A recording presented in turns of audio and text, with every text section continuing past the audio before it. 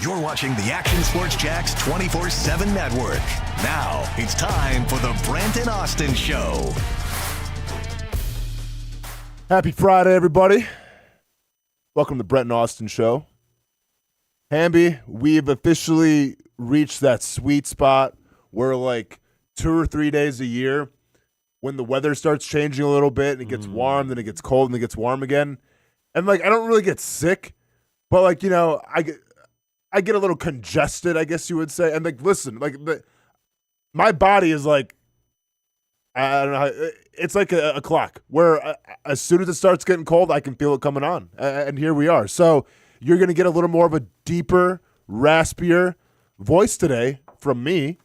Take it, do what you want with it. I'm a fan. Like, I wish I could get like, you know, a little congested every week or so. Yeah. Like it sounds great. I think so too. You know what I'm saying? Like, and then we can get really deep and everything. And then now we're really talking. But yeah, so that's what's going on in my life right now. But it's expected. Like I said, I mean, I don't feel weak. I mean, I've got a great workout on this morning. It's just the voice changes for a couple days. Maybe I'm still going through puberty. Who knows? Okay. But speaking of, you know, No, you're not. maturing, yeah, probably not. But you know, speaking of puberty and maturing, an offense that hasn't really matured this year. That was going to be a welcome to Brent. No, not at all, man. Is the New York Jets, Hamby. And now, were you in Harry Potter mode last night? Are we all caught? Harry Potter? Something happened, huh? Was No, the food not good for the party? What happened? People have just been working late on Thursdays. I got you. So no Harry Potter. Mm-hmm. Panic button still engaged. I Of like course, that. yeah. Hit the panic button on Justin Fields. Fields isn't the guy, huh? I mean, can we just start the show off with that? Fields just isn't the guy. Well, yeah, and again, he didn't really. I mean, A.D. Mitchell can't catch the football. AD can't catch the football. Shout out to Mechie looking like that trade worked out okay. And this is more of like Casey Kurtz, and he's not here to defend himself, so I'll be careful what I say. I feel like Casey Kurtz might have had the Jets, not necessarily in the Super Bowl, but making a run, and it was all because of Justin Fields. And I'm going to be honest, too. I thought Justin Fields, who I drafted in fantasy, was going to be that dude simply because, you know, didn't work out in Chicago, didn't have the pieces, goes to Pittsburgh, was in competition with Russell Wilson, goes to New York and has all the weapons to be successful, I thought. And I'm not going to lie, I was a fan of Aaron Glenn. Thought I was going to turn the whole organization around. Set aside from being a glorified running back, I don't think Justin Fields is the answer in New York. Casey just had them making the playoffs. Okay. So doing well enough in that division. Yeah, I've been a big Justin Fields supporter over the years. I thought he was going to be this really good. I thought he was going to be second best guy in that draft. And I mean, even if you listen to Herb Street a little bit last night, like he likes his skill set and everything else. A little bit from bias from the Ohio State days, probably. But I've been surprised that it's just some of the plays in that game. To me, that game was pretty telling, because I thought there was a lot of simple stuff in that football game. It looked like a very simplistic game. And, like, you take Drake May, and the pitch and catch, specifically early on, was like you and me out in the parking lot.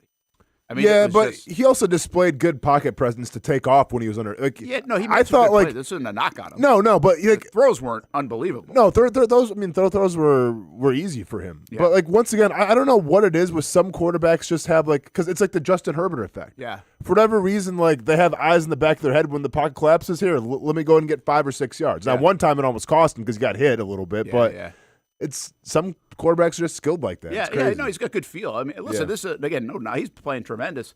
His best throw in at least like the first half was the one that Diggs dropped over the middle. Like that was the toughest throw. It was a good throw, and he drops it because he was about to get hit. But I mean, the other stuff was so simple, guys. It's just, and then even for Justin Fields, you had, I wouldn't say as simple. Now he makes the big throw down the field, and obviously AD drops it, right? And but there was some other stuff where it was pretty simple and open, design wise, and he missed. Like on a third, I think it was in, like the near sideline, whether that was the receiver's fault or not. I think that was Mitchell again, actually. But, just that's the difference. That was the difference. And so some of that simple stuff just still looks uncomfortable to him. Mm-hmm. And I don't know why that is. I don't know. It feels like it shouldn't be. And, again, as a very neutral observer of that football game and not watching a ton of it, that's what I thought was the difference in that game. I mean, the Jets played okay at times in that game. Could have been right in it. Mm-hmm. But just some of that simple stuff. Drake May hits. Patriots get. Fields doesn't hit. Jets don't get. And so, yeah, I don't know how much you can move forward with him with confidence. Yeah. Right? He'll be around, but I think what Herb Street said is probably right. Is like, are you going after a quarterback this draft, or are you getting a stopgap, or does he continue to be a stopgap for now? Yeah. I mean, you're going to have the draft capital to get, I think, for any quarterback you want. Yeah, if this year or next year. If you want to draft one, yeah. So you're going to be set with that. But, yeah, time will tell. I just felt like, I mean, obviously the guy is a very gifted runner, and that was a difference with that Jets offense. But I just feel like in terms of confidence, pocket awareness, he just didn't have it. And granted, look who he's throwing to and everything and all that stuff. But, like, it didn't look like a franchise quarterback last night from Justin Fields. And on the other side with Drake May, yeah, where was just a lot of, like, easy passes and everything. Like, he didn't necessarily look like the MVP to me either. Now, Henderson had a lot to do with that. And, you know, if you choose to pass the ball a little more and he has 3 touchdowns instead, I think he only had 1. Yeah. Maybe the dialogue's different. But, like, I didn't watch last night and say, oh, wow, this is the MVP of the National Football League. Didn't feel like it. Yeah. But I think a little bit But you're was also the playing Jets. the Jets. The Jets looked like the Jets, you know, and I hope they look like that in early December here or mid-December, whenever it is, for the Jags. But, I mean, they, you know, without Sauce Gardner, some of that stuff, again, was pretty easy design-wise in the patterns. But, you know, I go back to this watching that game, and this isn't a knock on Liam Cohen, I don't think. Maybe it is. But we've seen it here with Doug and Press, and we've seen it with Urban and that staff, and I just couldn't get over how easy stuff looked. Is that Josh McDaniels? Like, in your opinion, is it Josh McDaniels' design? Is that his offense? Is he really just that good at getting guys open? Was it because it's easy to run routes? I mean, the Patriots receivers are, I mean, Diggs is still pretty good. Mm-hmm. But, I mean, listen, DeMario Douglas had a fantastic career so far out of Mandarin, but he's not an all-pro receiver. And his stuff was simple and easy. They got Hunter Henry. I mean, again, they've got guys, but they are not like littered with the greatest show on turf. Sure. And it looked so simple. I mean, heck, even the touchdown out of the backfield looked like a beautifully designed play. Mm-hmm. You know what I mean? Yeah, yeah. So how much of this is Josh McDaniels, who, by the way, is a very good OC and not a very good head coach? Like, that's the reality of it. But he is a very good OC. And how much is that the OC making things simple? Because, again, the Patriots are not this all-world team. They've got issues on that offensive line and everything. Yeah, I mean, yeah. Give Josh McDaniels credit because the resume, you know, as a play caller or coordinator, really speaks for itself. But also, you want to talk about complimentary football. It wasn't like the Patriots were pounding the rock successfully last night, and this is in spite of Quinnen Williams being being traded and everything. Like, I think the plan from Vrabel is, hey, we're just going to establish our physicality, run the football all over them, and then Drake May will sprinkle on every once in a while. And Henderson didn't necessarily. I mean, he had 2 touchdowns, so it looks fantastic. Or did he have? He had 3 touchdowns. 3, yeah, that's right. He had 3 touchdowns, but like they weren't necessarily running the football that well, but they kept trying to go to it. Yeah. So like, and this is the classic example of complementary football, and this is what the Jaguars have to do. Where even if it's not necessarily getting you 4 or 5 yards a pop in the run game, you keep going back to it to make the defense, respect it. And I think when they did that, that allowed some of your wide receivers to get wide open because, once again, they think the run's coming. Yeah, I thought the Jets played pretty inspired too, but I guess you're right, complementary football. The other thing I noticed, I don't even know, maybe I didn't notice it as well, it just felt so clean. Really, both sides were pretty clean, I think, but it didn't. With 2 penalties, I think, in the game. Is that all there was? I think so. Yeah, for the Patriots now. Oh, on the Patriots, okay, and that's that's the thing. To me, that's where it feels. They've got a bunch of young guys. They got a 21 to 22-year-old, I think, on their offensive line. They got a 23-year-old quarterback, and it's clean. These guys haven't been doing it for 10, so. Is that a McDaniels thing where it just looks like people know what they're doing, and Sure. It doesn't look as sporadic and clunky and everything else? If we're going to look back on this year on Liam Cohen, because we're in the present now, and say, we just put too much on everybody's plate. It's a good. This offense is one that needs to evolve as you go. It can be complex and it can be very good, but it was just too much too fast. I mean, the way we talk about players like a Miles Jack and how much they put on his plate, or a Taven Bryan early on, or guys like that, did they put too much? Because again, these are young players in this system that have won 8 games in a row by executing pretty well and not beating themselves. This is where this team looks like the old Patriots. The Patriots never beat themselves under Tom Brady and Bill Belichick.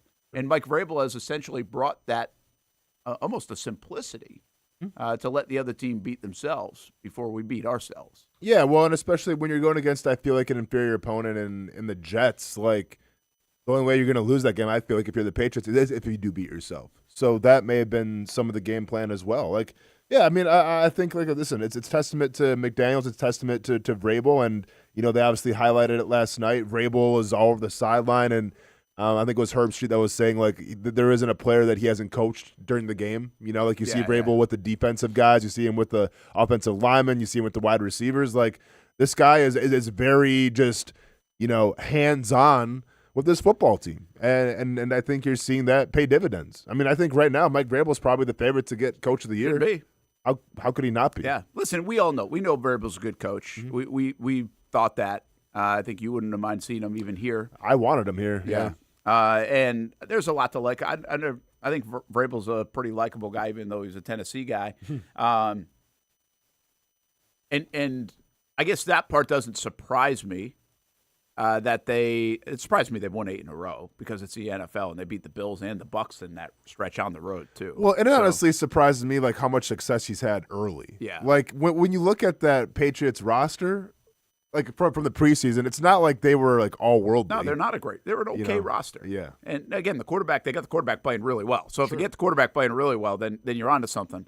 But they are surrounded. Like, think about who they have on the staff. They've got Marrone on the staff. They got McDaniels on the staff. They got guys who've been around. I mean, they can coach it up now. Like, that's a different staff than this one in Jacksonville, where you've got a bunch of younger guys finding their way, right? You've got a ton of experience on that staff.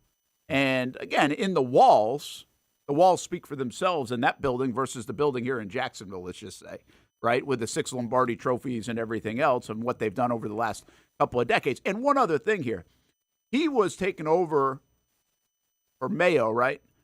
In a spot where it was almost urban-esque, not in terms of a disaster from a personality standpoint or everything, but it was messy. Like last year was a mess in New England.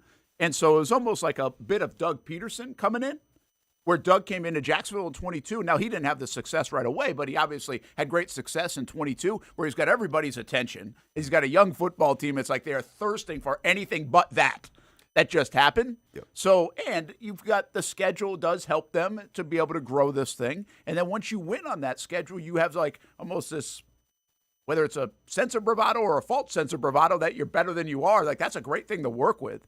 So he's working with a lot of stuff, and he knows how to win football games. Like, that's not surprising to me at all. But it's a little bit of a, I think I can comp it a bit to 2022.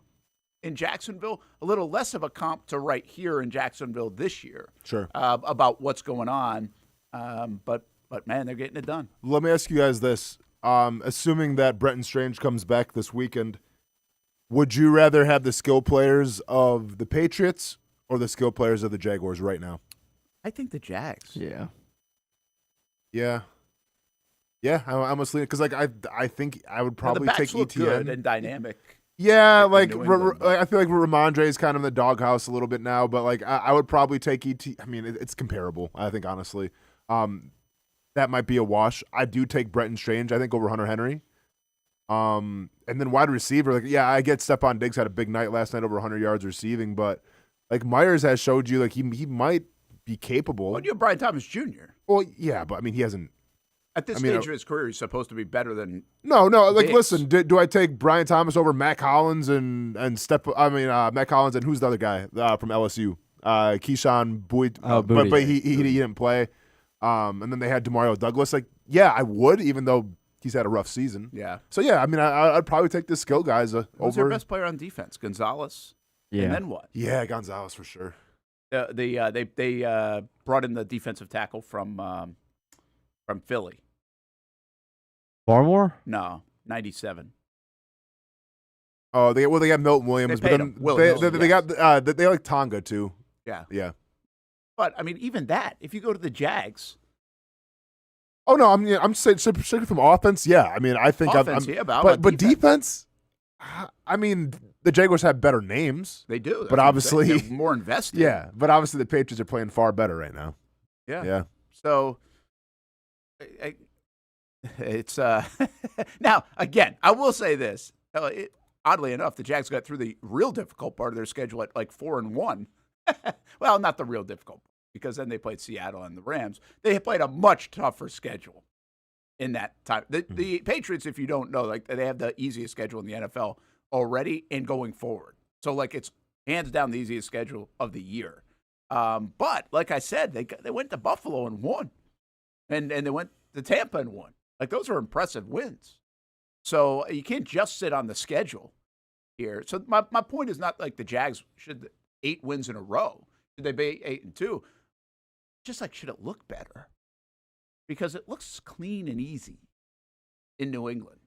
That was what struck me. I didn't watch the Patriots play much at all this year. But, hey, good for the Patriots, because it's been a little bit. Yeah, they deserve it. They earned it. They're due, Some of man. those fans, Stop. Like, they really do. It's been a long run for the Patriots of misery. And this is like the catch-22 for me because it's the Jerks. freaking Patriots. But, like, I like Vrabel. So, like, I'm not mad. Like, It's a more they're having likable edition of the Patriots anyway. Yeah. But still, I could give two it is the damns if they win Patriots. another football game in the next 10 years, and I'm from the area. Yeah. Well, I think they'll be winning a little more, Brent. Hate to tell you. Yeah, well, they've earned it up there. There I swear. you go. What do we got? Trevor against Herbert. Seahawks, Rams. We're going around the NFC a little bit. We'll have a conversation with Parker Washington. I think you're going to like this one, Austin. Go. Yeah, I thought of you in this conversation. Lane Kiffin rumors. Have they stopped? Is it done? Doesn't it kind of feel like it's almost a done deal? It's either the Gators or Ole Miss. Either staying or he's going, but it feels more like he's going. Gators, Arkansas, LSU maybe. Might be going to New York. Yeah, we'll see. NFL. And hey, man, go be with Jackson Dart. I think actually I did see that he's the favorite to land the Giants job. He's got his quarterback there. He doesn't fit the NFL. I mean, probably not. No. He does. Like it doesn't to me. But what do we know? Weekend He spreads. tried that.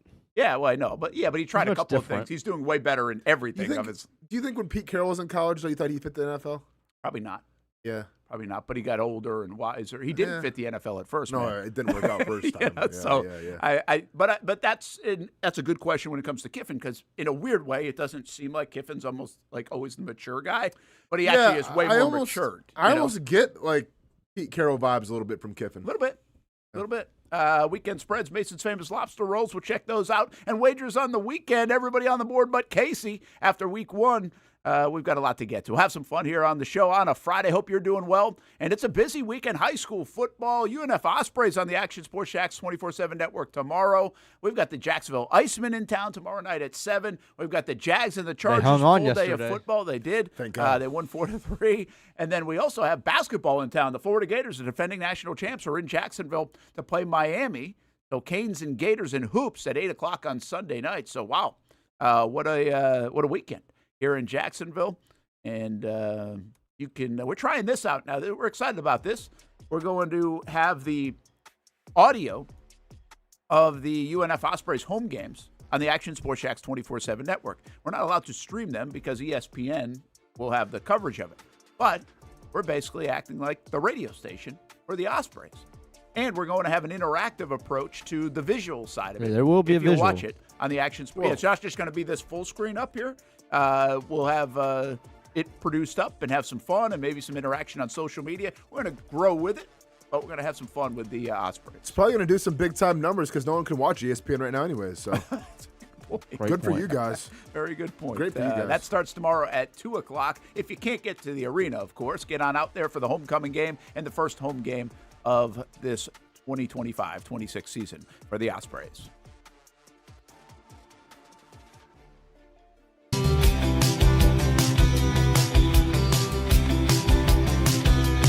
Welcome inside the Armor Guard exterior and gutter helmet showroom. There's a lot going on, like glass exteriors, replacement windows, and down there we have the retractable screens and awnings, plus hurricane protection.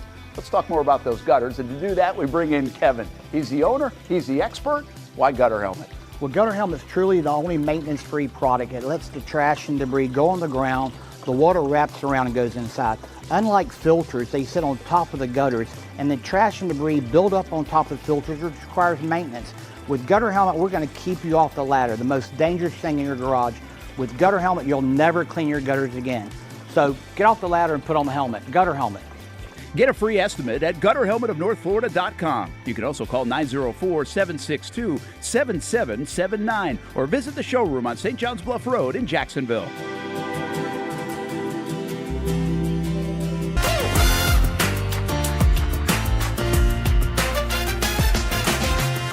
Empower a future, inspire a dream. It's a bold but simple mission for the Jacksonville Police Athletic League known as Jax Pal. Help the next generation of kids in Jacksonville shape a brighter future.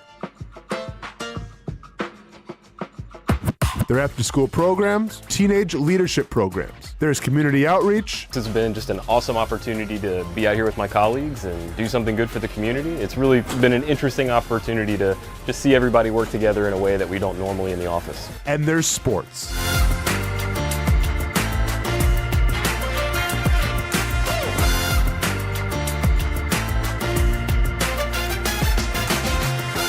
There are also ways you can help the next generation with a donation of any kind. Just visit jaxpal.org to get more information. Empower a future, inspire a dream with Jax Pal. It's one of the hot spots in the area. Welcome you to String Sports Brewery out at the beach. Big crowd on hand tonight. The fans are here. And now, the newest hot spot at the beach is open. String Sports Brewery in Jax Beach has opened its doors with rave reviews. We're going to be fans forever. Cozy up to the bar, grab a seat in the sports-themed restaurant, or grab a seat outside and feel that breeze coming off the beach as the weather warms. Just like the original location in Springfield, try the popular beer menu and come for lunch or dinner too, because the food is fantastic. We got a special guest in the house. He's happy. He's feeling good. He's Trayvon Walker. It's where we hosted Jags Report Live in the football season, and the String Sports Brewery staff can't wait to host you. Hey, welcome back here to String Sports Brewery. And if you haven't checked out the new location in Jax Beach, you got to do it. String Sports Brewery, now with 2 locations in Springfield and now open in Jax Beach on Penman Road. There's a saying in sports, you can't win them all, but you can win a lot with good folks on your team. Like that one painter, First Coast. It's tough to beat the sun in Florida, so your home fades. It's tough to beat that HOA when they come calling. Beat the sun, beat the HOA with that one painter, First Coast. And it's a good time to do it. Less rain to work around and painting in mild temperatures is perfect. After all, the paint bonds to the surface so much better. Give that one painter First Coast a call at 904-417-3557 or look them up at first-coast.thatonepainter.com. Fast estimate, guidance on color and HOA requirements, and the highest quality job you'll find anywhere. Be a big winner in your neighborhood with that one painter First Coast on your team.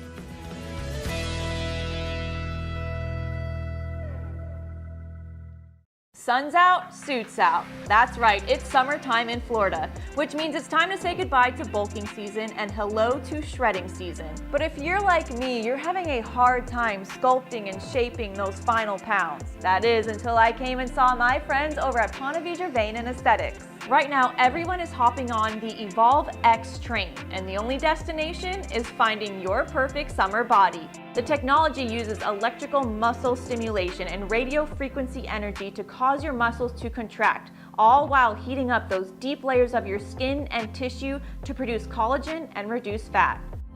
It's like doing 1,000 sit-ups in 30 minutes. No pain, no needles, just results, right? That's right. So leave those winter layers back at the station and come look and feel your best with the team here at Ponte Vedra Vein and Aesthetics. Visit them at one of their 2 locations, either over in Ponte Vedra or on the south side. Welcome back to the Brent and Austin Show, streaming on the Action Sports Jacks 24/7 network.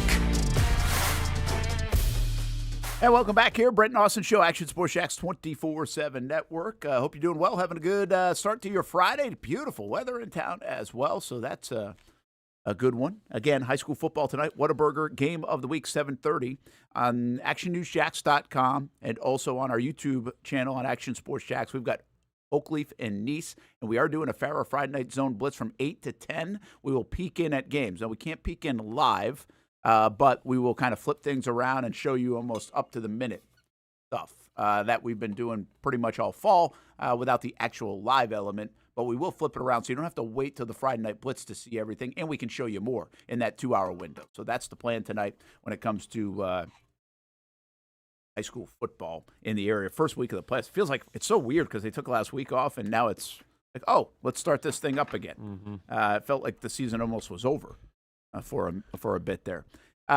In the Sunday game, we've got Justin Herbert against Trevor Lawrence. Two guys that I think around here we try to compare to. I think we've had this conversation before. Like in the comparison box, I don't think people put Herbert as Mahomes and Josh Allen and Lamar Jackson. He hasn't got there. I think that's pretty much a fact. I do think he's often mentioned in like that next tier of players, and you can debate and argue wherever that is. I also think, to me, that's where you're trying to get Trevor to fit into that conversation. Like, I'm not trying to get Trevor into the Mahomes category, Josh Allen, Lamar Jackson. You can if you want, because he was the number 1 overall pick, generational guy and all that, but I'm done with that. And I've said that. Like, try to get to the high water mark of those that next tier of players that could probably win an MVP on a really good year, but isn't going to be in the greatest of all time kind of conversations and win multiple awards. Fair enough? Yeah, fair enough. So, real quick then, in that tier, so like who do you want to see Trevor Lawrence be compared with?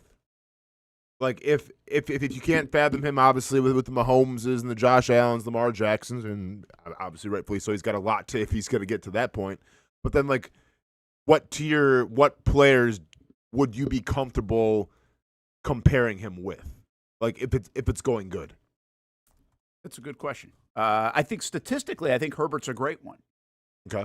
I think you also want the wins to come. That's been the problem, right, for Herbert. Like, he just hasn't been – now he's won football games. Just hasn't not been in the consistent. postseason. So I think that's the mark against Herbert. He's put up some – you'd like to see a season where he has 35 touchdowns and 12 picks. You want that somewhere along the way, because I think that would also get some people off Trevor's back. Part of this is he's not a great fantasy football quarterback like we talked about with Stafford. Yeah. So, by the way, Stafford would be probably in that conversation. I don't think Stafford's in the right now the Mahomes, Josh Allen. Now, he might be this year. Might be the MVP but I don't category. think people normally put him in that conversation. Now, that might be shame on us. He might already be in that category. Yeah. But I think it's maybe Dak Prescott, right? I'm trying to think of consistency, because I think that's a rotating tier is my point. This year, you'd put the Sam Darnolds and, heck, for a long period of time, the Daniel Jones in that category. But I don't think year after year you're putting those categories. So Jordan Love, sometimes he feels like he's there and sometimes he's not. So I think there's a bunch of guys that kind of fluctuate in that category. Right now, by the way, Baker Mayfield would be in that category over the last couple of years.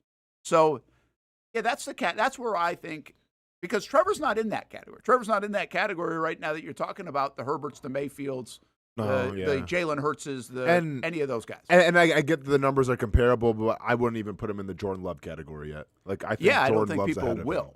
him. Okay. I mean, but people want to. Like, I saw people are comparing the numbers and everything to this season, even with the record and everything. But it's like, I think Love is still a step above. Well, I think he has been, because most of it's, I think, because turnovers and wins. The stats, the resume, it speaks for itself. Yeah, I think the eye test is meh, but I think it's a fascinating conversation with Jordan Love. You think Herbert's above Jordan Love, though? Oh, yeah. I mean, I would put Herbert, and once again, I don't have the quarterbacks in front of me. I would probably rank him like 7. Yeah. Yeah. Yeah, it gets muddy at the quarterback position. I would like to be in that conversation. Is the point? We can debate. We can go back and forth on this. I think everybody understands. It's like a tier 2 level, and I think that tier 2 level is perfectly fine.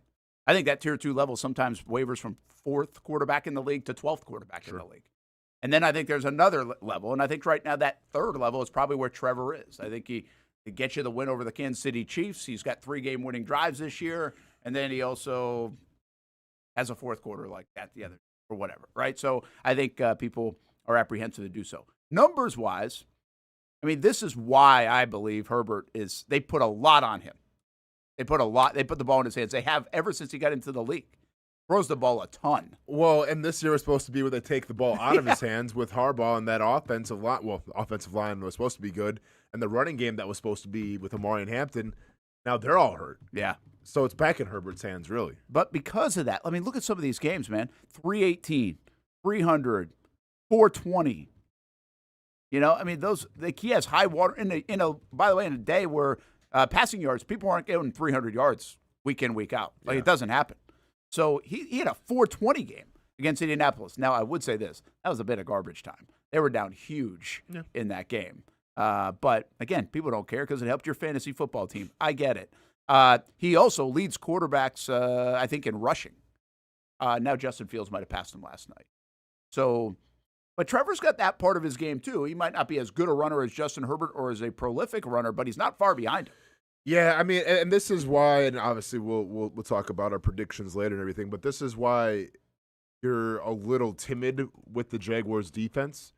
Because, number one, they're vulnerable in the secondary. Well, okay. I mean, you got Ladd McConkey, you got the deep threat of Quentin Johnston, and you got Keenan Allen, who's a sure possession receiver. So, like, I mean, like, listen, in terms of 1, 2, 3, in terms of receivers, that's a top 5 receiving core right there, I think. Right? So then you sprinkle that on now with the reincarnation, which seems like of Antonio Gates with Oronde Gadsden. Like, he's slowly becoming one of the best tight ends in the league. And in case you haven't noticed the past couple weeks, the Jaguars have a little problem stopping the tight end position. Now you got to deal with him. And by the way, like, this is a Jim Harbaugh led offense that wants to run the ball. But like I just think they've been shut down sometimes with running the football. It's like, okay, fine. If you're gonna shut the run down, then check out these receivers, check out this tight end. So that scares me. And then on top of that, in terms of, and I get the Chargers' offensive line, one of the worst in the league if you look at PFF and everything. But Herbert does have the ability to run. And gap integrity, rush lane discipline has been lacking a little bit the past couple weeks with this Jaguars defensive line. So that makes you nervous. So it almost feels like it's going to be a death by 1,000 cuts because there's so many ways that this game can go that the Jaguars defense won't be able to stop it. Now, who knows? Hopefully that they show up. They got embarrassed, obviously, in Houston. Hopefully they take it upon themselves now and put on a better performance. But on paper, at least, it's like, man, if you're the Chargers, there's a lot of ways you can win this game. Yeah, it does feel like I don't know what they're doing defensively to stop all this because, like you said, I mean, he takes off and run. I mean, he's 32 yards, 31 yards, 24, 60 yards, 31, 62, 57, 19. Been very few games where he hasn't run a lot. Miami's one of those.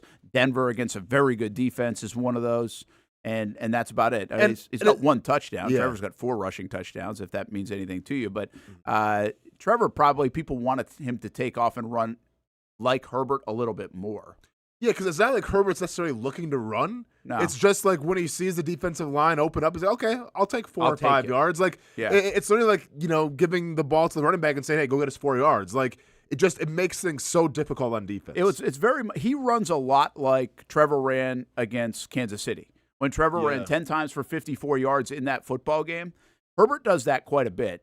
I mean, again, it's 9 carries for 31 yards, 7 carries for 32 yards, 7 carries for 62 yards, 9 carries for 57 yards. To your point, it's not like, hey, everybody's turned and I'm running for 18 yards a pickup. Yeah. You know, where Mahomes feels a little bit more like that. When Mahomes runs, it feels like it's like 14, 15. It's like, where is everybody? It's all or nothing. And then he's going to fake he's going out of bounds and get like 5 more yards. Yeah. So Herbert and Trevor are built similar in terms of like they're long striders. They can chew up some yards and and they're athletic.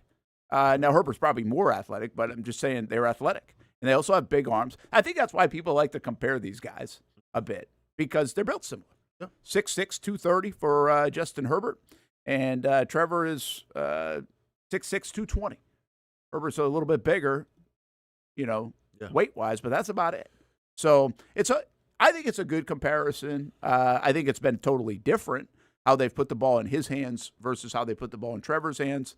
And I think it's a good opportunity from a public perception standpoint here for Trevor Lawrence on Sunday. Yeah. He is 2-0 against Herbert and the Chargers. He obviously had his epic comeback against the Chargers, which showcased his talent that season. But it could be time to call on one of those kind of games again for Trevor Lawrence. And here's the deal. At the end of the day, I think we've talked about this quite a bit this week. They need him to. Like, we're getting to the point where they need him to. Because people are stopping the run. And who else is doing it on offense if Trevor doesn't? And you now might have to score 30 a game to win the way this defense looked. The way the defense has looked the last month. So we will see what happens. I don't think now, if we're being fair and honest, I don't think Trevor scares the Chargers as much as right now you would say Herbert scares the Jags. That's fair. Yeah. And that's just a reality. Fair. And you'd like that to be flipped, or you'd like to go into this game where both teams are saying the same thing. Damn, they can make every throw. We got to keep an eye on their legs. They're playing really well right now. And that's just not the case. In fact, I think you heard it from Houston last week, they're trying to get Trevor to beat you. Of course. Yeah, and listen, Trevor is going to be facing a Chargers defense now that has kind of found their way a little bit and is showing, better performances than they put out in the first half of the season. So Trevor will have a little bit of a challenge as well. But to me, like, you're not going to go toe to toe and get in like a gunfight with this team. Like you aren't going to go, okay, we'll put up 7, they put up 7. Like you can't do it like that. Like, you got to control the clock. I feel like you have to keep Herbert off the field a little bit. And this really comes down to me is the Jaguars defense.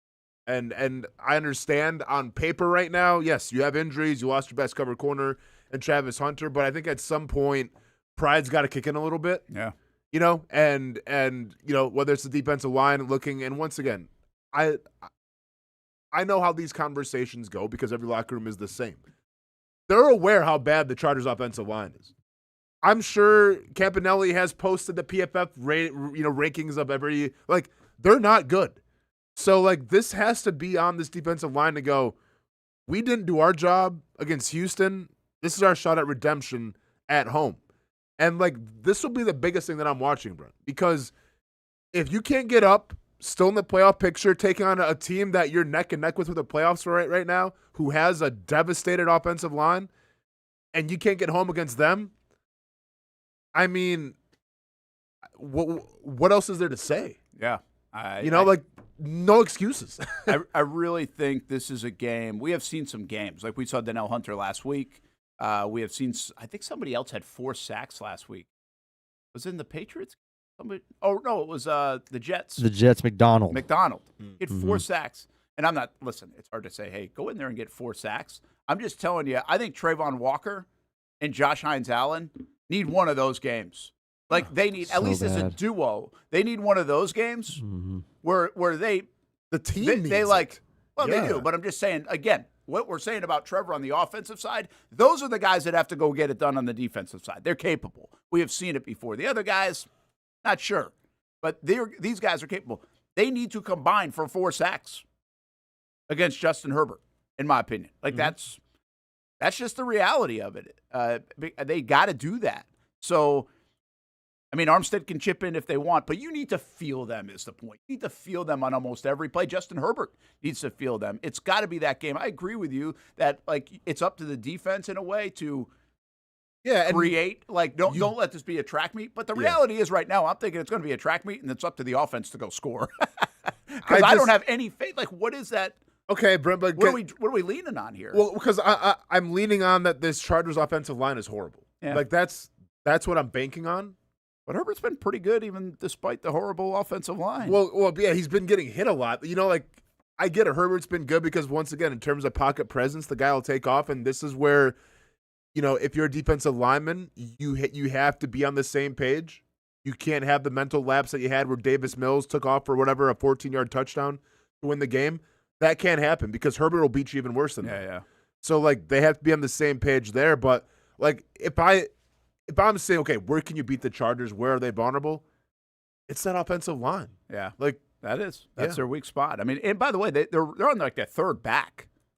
Oh, yeah. As well. Yeah. So yeah. they've been banged up a little bit, but they've got a lot of pass catchers. They scored 27 in a win, 20 in a win, 23 in a win, 18 in a loss, 10 in a loss, 29 in a win, 24 in a loss. That was in garbage time to Indy.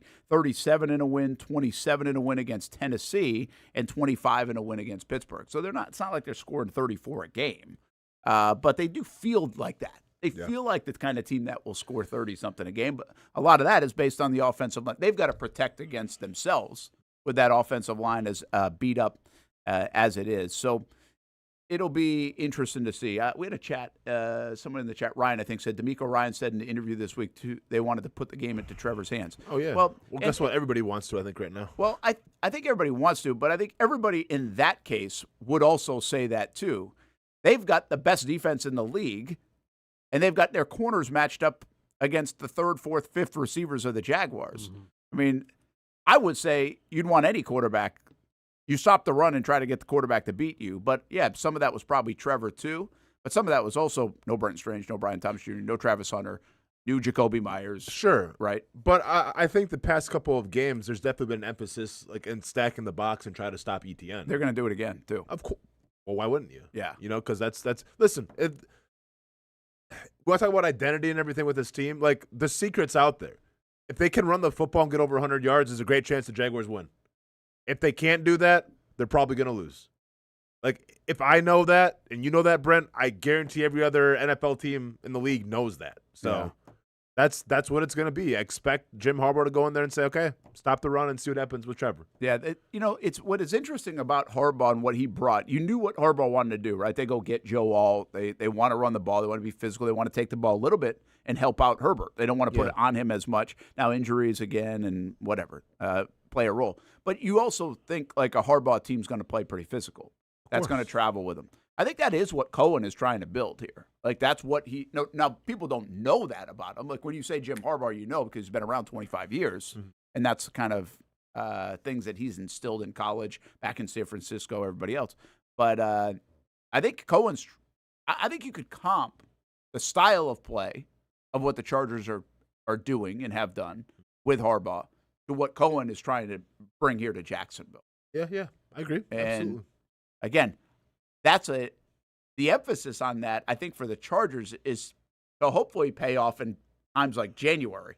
Yeah. Now, they are also they seem like the most snake-bitten injury franchise of the last 15 years. They've had a lot of them. They have had a ton of injuries, and they continue to get them with their offensive line. So it's hard to do that if you're banged up up front and in your running back room. So but I get what they're trying to do, and I would say the Jags are trying to do something similar. Like, if you look around the league and what the Jags are trying to build, like you think about the Rams, right? I think what you would think a little bit about the Chargers. Like, these two LA teams actually come to mind about what they're trying to do. And even though they have good quarterbacks, they're still trying to help those quarterbacks out with physical play, run the football, et cetera, et cetera. So you don't feel good about this game, I imagine. I mean, I don't feel the best. Why should I? Yeah. I mean, I don't. Are we missing one thinking. thing? I think like the only reason that I've heard for people that I have hope in this game is, well, Trevor owns Herbert. Yeah. Or the Jags have had a lot of success against the Chargers. 2-0. Yeah, it's like that's a lot in Jacksonville. I get it. Yeah, but it's like if that's Davis Mills had a lot of success against the Jaguars too. Well, that's true. But if that's your only reason, no, you're in big trouble. You aren't going to put your son's college tuition on the line because, well, the Jaguars are 2-0 against the Chargers. Let's go money line right now. Like, you can't think like that. I just don't see where any of the advantage is. Let me ask you guys this. Yep. If the Jags hold on and win that game. Last week. And they're 6-3. Okay. How you feel about this game? I feel the same. Same. Feel the same. You do. Oh yeah, Potentially worse. I thought the Jaguars. Potentially worse. Yeah, I That's mean, listen, interesting. I don't know if you can feel worse. No, seriously, just because it's like, well, I mean, you came off a win. Hopefully, you're like, it's kind of that mentality. You're coming off a win, you should be a little bit better the next week. Yeah. If you win the game, like, we wish the Chargers. We don't want the Chargers to have lost the last game because we think they're going to win more than they lose. And what are the odds they lose 2 in a row? So we're glad they won last game. Mm-hmm. So hopefully they'll lose this one. Is that betting advice? No. Hammy, But it does play in my mind. what does Vegas have the odds at of Lamb McConkey scoring a touchdown and flexing in the end zone to prove to Brent Martineau that he's not skinny and not in Great shape? pool. You know what I'm saying? That's I think that's about even odds, actually. Yeah, oh yeah, well, let's go ahead and put the house on that for Yeah. sure. Yep. Yeah, Brent, that's coming. Get ready. Maybe he has a Hey, make sure Austin you're Show right. shirt underneath it. Make sure you're right down by the sidelines too when he flexes, just so you can see it in person if he's not a small individual. Mm-hmm. So, I guess the reason why I went back there and asked you that is because they were up 29-10. And I know the fourth quarter washes everything away, but you had to do a lot of good things to get to 29-10. They were 29-10 on the road, sweeping Houston. Yeah. You know, like on 99% of games would have had been that outcome, and on Yeah. the way to 6-3. So, like, is this team now all of a sudden as bad as we think they are? Because it's amazing. It really just stop for a second, and I get it. I'm not telling you, but they are a 5-4 football team with everything in front of them. I can't wait for these feels picks. awful. I can't wait for the picks today. I can already see where Brent's going. No, but it feels awful. Like, that's what I'm saying. I feel my whole mission this year, internally and probably externally, was to get to the middle of December and still be in the mix. I actually feel right now this feels a little bit like last year and other years where the Jags are already done. Well, because it's okay. Like with the Texans game, that was the old. You know when I said, okay, you beat Kansas City on Monday night, you beat the Texans at home. Like this is the past is done. Yeah. This is different. That Texans game was the old Jaguars. Yes. Where the Texans literally in the first half did everything in their power to try to lose that football game. Undisciplined, dropping punts, throwing interceptions, and yeah, the Jaguars go up by a lot in the first half. And then the fourth quarter, they throw it all away. Like that was reminiscent of the old Jaguars. Oh, yeah. So like that's Heck, why they hadn't even done that before. Yeah. So like that's why like I feel like people don't have a lot of faith in this game.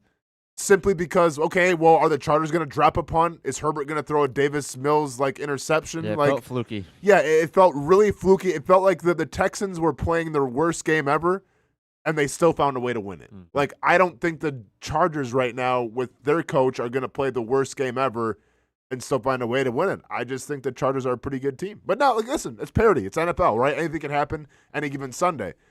I'm just saying, going into this game, I feel like there's a lot more ways the Chargers can win than the Jaguars can win right now. Yeah, I would say so, but then I also say it's the NFL. Yes, the bets. I can't wait for the bets. You guys taking the Jaguars? No. Let's go. Oh, yeah, you are, Hamby. No, we're not. Brent's got it. No, Brent's we are got that not. vibe. I like it. Yeah, I don't know. It's a good job by him not spoiling it. I I think know, I'm trying to hype it up. I'm trying to tease this. I'm Don King promoting this. I'm trying to go back to what I thought about. I try to take the emotion of this fourth quarter out of it and what I just said about not feeling great around here. And bottom line is they're 1-3 in their last 4 football games. But we also said if the Jags can be 6-4 after 10, I mean, that would be perfect. And I actually argued that I thought the Chargers win is more important than the Houston win. You did? You did? So- I think we all agreed on that, though. Oh, did we? Yeah, I mean, I thought the same thing. Because I don't see the Texans being there in the end. So, like you said, same old Jags a little bit. That's what it felt like, I understand. But if they can revert back to the first month of the year when we said they usually lose this game, if they can find that, and I don't feel good about it either, but I'm not in the building. If they do find that and they find a way to motivate and play well and figure some stuff out, and they do pull this game off, it'll be interesting to see how people feel on Monday. Because now you beat a 7-3 Chargers team after what just happened. Shouldn't we feel really good? Like this game is a playoff game in essence, in my opinion. It doesn't mean that you can't rebound because you really get to the softer part of your schedule. Arizona, you can win that game, I think. Tennessee, obviously. You could get some momentum going in early December. Yeah. But you also could be like on a 3-game losing streak going into you could lose 5 out of 6 going into Tennessee, where I would hope they would win that football game. So I think the Jags have a 3-game winning streak in them somewhere along the way here coming up. I don't know if it starts on Sunday. I'm just telling you that this game changes everything if they do win. I think they would be right where you want them to be. A Houston game or not. Yeah, sure. So it's just the NFL, man. I'm fascinated by the NFL machine, and I'm wondering what's going to happen here in this game.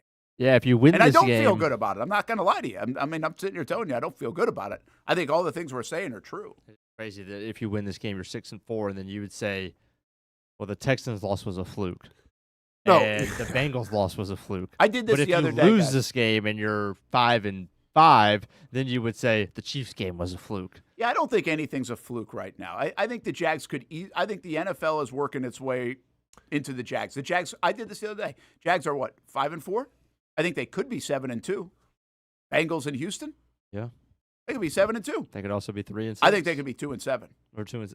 You go back, and they could be the only game that they really thumped was Carolina. They could have easily lost the Chiefs game. They could have easily lost that Raiders game. Yeah.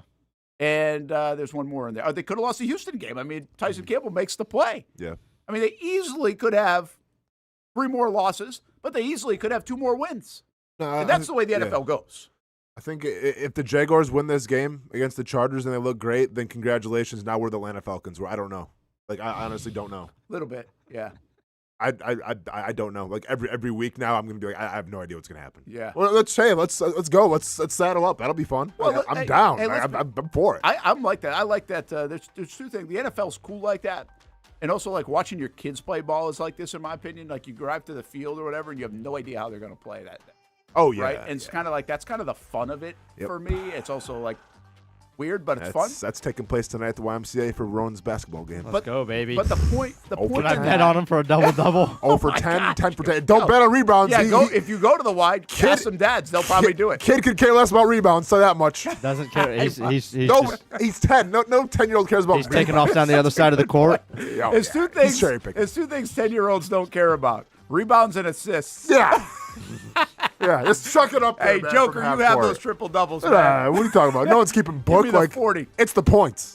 But my point of that is, did anybody think that they were going to jump out in Houston 29-10? Yeah. You know, Yeah. like that was as stunning I as had the the fourth under. quarter loss. Yeah.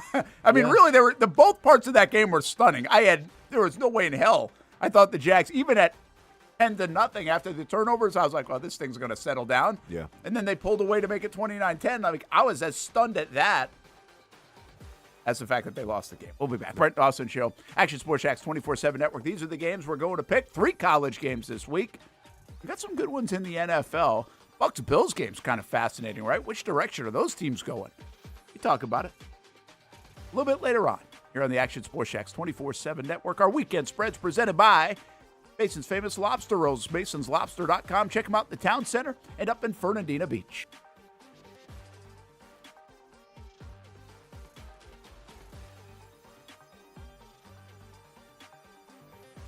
Hi, I'm Greg Mackey from Cycles of Jacksonville. Whether you're looking for a side-by-side, ATV, motorcycle, or scooter, we have what you need. Get a Moto Guzzi Stone Corsa for just $235 a month, or a Triumph Trident for as low as $207 a month, or the popular Honda Rebel 1100 DCT starting at a low $204 a month. Stop by and choose your adventure from all of our great brands, only at Cycles of Jacksonville on Atlantic Boulevard. Family owned and operated since 1983. Hello, I'm Kenny Lay of Kenny Lay & Associates. Since 2003, our firm has fought exclusively for the rights of men in family law. Divorce, modification of child support, alimony, custody, and more, all for men. A father is vitally important to a child's life, and being a man is not a reason to pay more in child support or alimony. I'm a single father. I get it. If you have a divorce or other family law issue, contact Kenny Lay & Associates at divorcemenonly.com. We've been telling you about the Action Sports Jax 24/7 network for over a year now. How to find it, what to see. Simply put, it's TV online. Local sports content all day, every day, just like this. Did you always want to make history?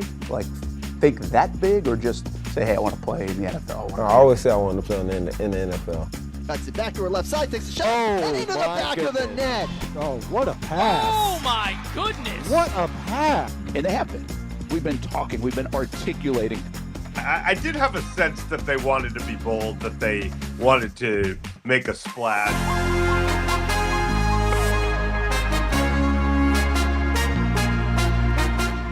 Content you won't find on TV. Find it on actionsportsjax.com and just sit back and watch local sports all day on the Action Sports Jax 24/7 network. How do we make Mason's famous lobster rolls? It's simple. We get up before dawn, head into the open waters of Maine, haul in our traps by hand, and send only the best straight to our restaurants, where we add warm butter or chilled mayo with a squeeze of lemon and pile it on a toasted split-top roll, just like it's been done for nearly a century. That's the recipe for Mason's famous lobster rolls. What's been going on? We're both dealing with a lot of guilt right now. Can't sleep, Not can't eat. eating. You see that brand new Hyundai Santa Fe? We only paid $100 for it.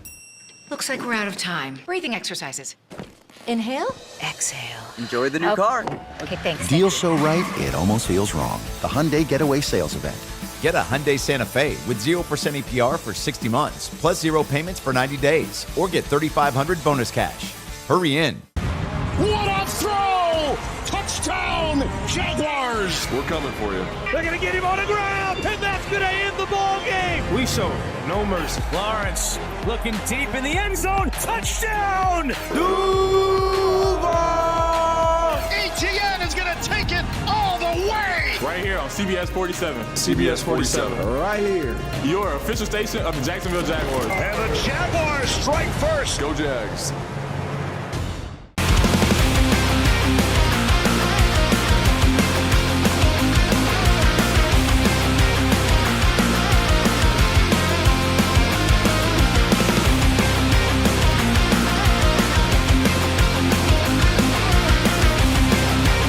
You have the opportunity to explore what you might want to do with your life. There's so many opportunities here that it can spark interest that you didn't even know you had.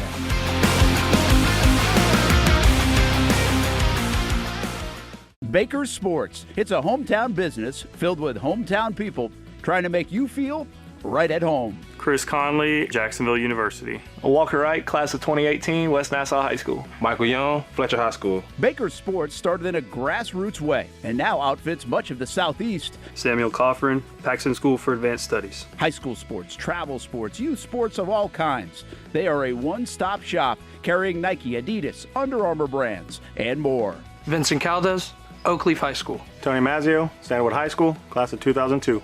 Whether it's sports teams on the field or it's your team in the workplace, like our Action Sports Jax team, and community events like the Dream 18 Golf Tournament, and many others. Cole Tilley, Hilliard High School. Reagan Webb, Eagles View Academy. Look good, feel good, play good with Baker Sports. Custom sports apparel since 1997. Shop with the hometown team at bakersport.com. Welcome back to the Brent and Austen Show, streaming on the Action Sports Jax 24/7 network.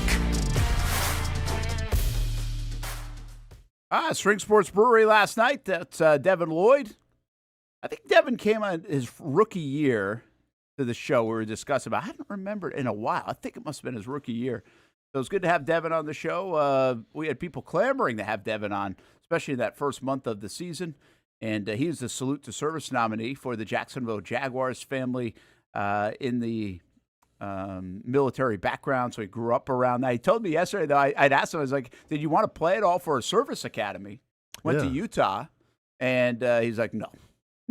He's like, I watched my dad and how much he worked and everything. And nope, didn't want to do that. So, gotcha. And he said, he's like, if I went to military, I'd either just do military or I'd do football. Yeah. And so I wanted football. Good choice for Devin Lloyd. The other one I asked him if he was he watches a lot of football. I think it's interesting with these guys.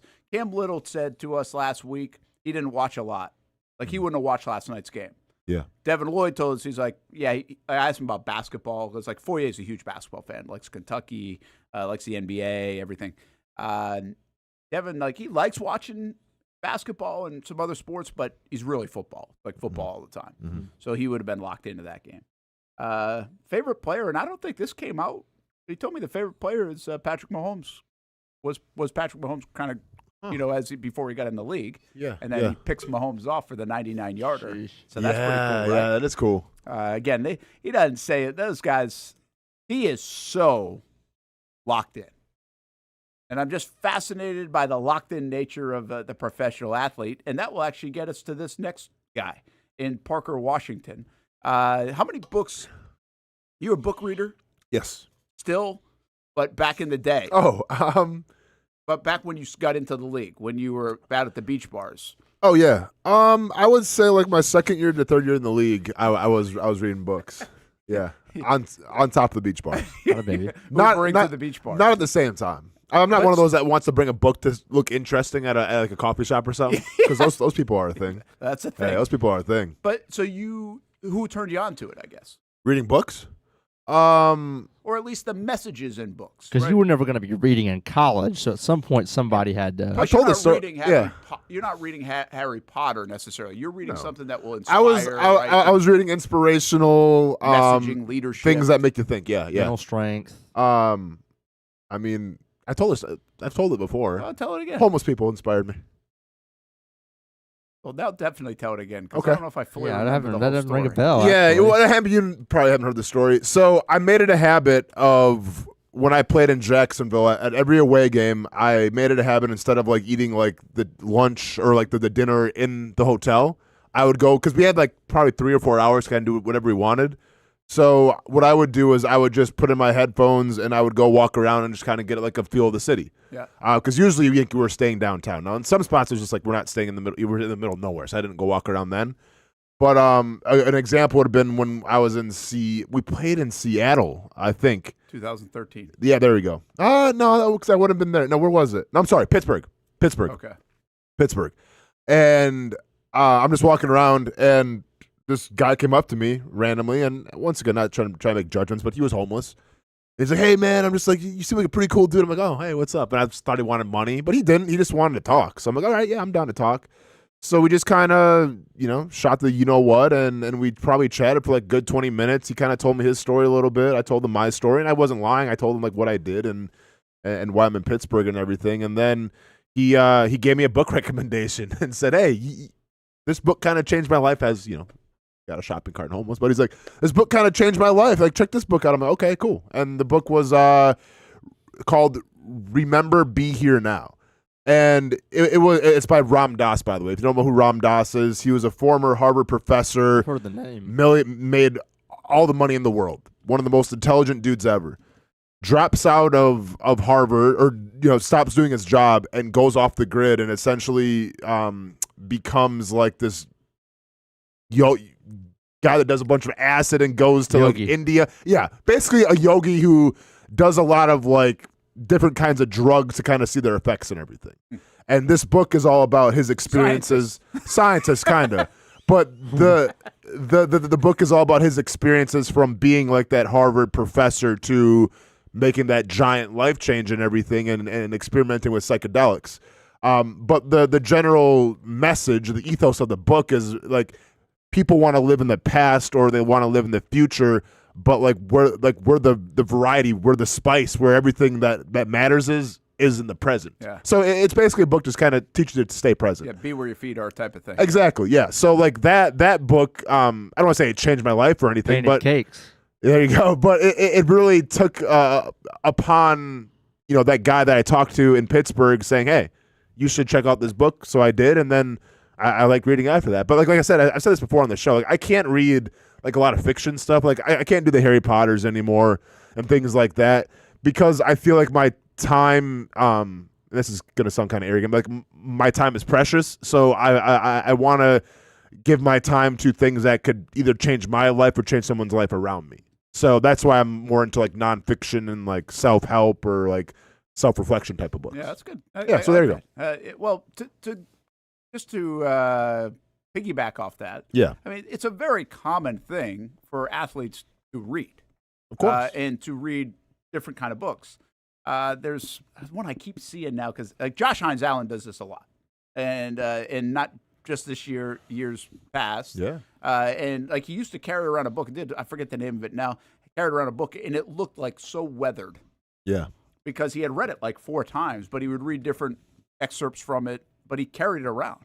Yeah. And I think he read some of it even before a game or the night before a game. I saw a book in his locker. It's the one with the tennis racket on it, and I've seen it a lot lately now. All of a sudden, ever since I saw it in Josh's locker, and so he was reading that, and I think it's a pretty popular one people are reading right now. But again, this is all the psychology of sports and getting in the right mind frame and everything else. This conversation is a long story to say. I was kind of wondering where chop wood, carry water came from. Yeah, you've been hearing that a lot. Parker Washington. I mean, he been tweets hearing it all that a the lot. time. He shares it on social media all the time. He only says it thing all he the says. time. Yeah. And, well, it actually came from a book. So here's the story as we caught up with Parker Washington about that and a little Deshaun Jackson mixed in this week in the locker room. I mean, so let me just go back in time. So right before draft, my sister brought this to my attention, and she got me the book as well, and started reading it, and just understanding how important the process is, and taking it one day at a time, and just sticking to the foundation, sticking to the basics. That's what makes the special things happen. But the special part about it was right before I was just at a little golf event, and somehow, some way, the author was there. So I met the author, got a picture with them and everything, and from there it was just like I was just that much more invested because it's just I felt like it just at that point it just resonated with me and just how this process been for me since I've been in the NFL. So it's just been a fun process, just having to just work my way up and just own every opportunity that I get, own every role, and just make the most of it and have fun. Was that the name of the book? Chop Wood, Carry Water. It was. And it was funny. We just talked. Me and my trainer. He's like, I needed a refresh. He had the whole book. He had the audio book. He's like, I've been listening to it on the way to work in the morning. So he just been having fun with that and just, like you said, told me just getting back to the basics and just having fun with it. I know, like Josh has said this in the past. Like he'll read a book like 3, 4, 5 times. Did you do that with this one? So I got through it once, and as of right now, I've just been doing just refreshers with it. Just like for me, every day I kind of just have, like a daily devotion, read 1 page a day, get some good information. And I hear from my sister as well. She helps me with that. It's always about reminding yourself and just having those reminders to be able to keep going, keep your confidence up, keep you motivated, just keep you focused, So just little things like that, that's been helping me through my process and just having fun with that. All of us on the outside like to look at the big picture and everything. I mean, is this part of what you guys have to be like, just that dialed in, that day-to-day, that play-to-play? And how hard of a battle is that? You guys are normal. Until you get in here, it seems like in this profession where then you got to be abnormal. Definitely. I feel like the big thing about this is it's more mental than anything. And the mentally tough, the mentally strong, the mentally focused, they last the longest. Those are the best vets. Those are the guys that play a long time and have those special careers. And just when you talk about this team sport, it's a sport that bad things are going to happen because there's great teams. There's great players on all the teams. So they're going to make plays. We're going to make plays. You got to be able to face that adversity, be mentally strong to be able to move on and just stay focused on the task at hand. And that's when Chop Wood, Carry Water comes in, is just saying that no matter what, no matter what the outcome is, keep going, stick to the basics, stick to the foundation, and just have some fun with it and make the most of it. One last one for you. Deshaun Jackson, the celebration. That's where it comes from? A piece of it, because he had, I think it was versus Dallas back in the day where he caught the little hitch route, ran across the field, fell in the end zone, went crazy. Definitely, he was my favorite player for a long time, just growing up. I never had a team. I had favorite players, and he was one of them, and he's a baller. And for me, it's just like, I'm in the NFL, I get an opportunity to do that. Let's do it. You've done it a couple of times. When in a play do you think, okay, I'm going to pull this out once I get here? You know, it's funny that the last one, that wasn't even, I didn't even know I was going to do that. But it was just like, I'm back home for the weekend. I have family there. I was like, as soon as I saw it, I was like, okay, I'm finna just do it. And it's like split second, last minute, right when before you're about to score, and you're like, just do it. Parker Washington having some fun there. And a couple things, by the way. His sister, I think I told you this a few weeks ago when he was on Jaguars All Access, his sister was there. She's a scout with the Chicago Bears right now. So she's in their organization. So he referenced her a couple of times. And that whole back to basics things that he just mentioned, that's actually what Liam Cohen said Wednesday or Monday. I can't remember which day, but he's like, hey, we got to get back. So that's the mentality. Again, that's this mentality. It's a fascinating mentality, and it's why you and me don't relate to them. And what we do and how we feel and what we talk about. Like, Houston is so far in the rear view for that group. Oh, yeah. I think. Now, it doesn't mean it won't feel like a bit of a hangover because it still doesn't feel great. But they have not thought about the Houston game as my guess. Yeah. In days. It's really cool. And then, by the way, great interview, Brent, obviously. And yes, I did like it. So, spoiler alert, obviously, it checked a lot of my boxes. And I'm not familiar with the book. I'll definitely check it out or at least do some research on Came it. out in 2015, I just looked sounds pretty cool.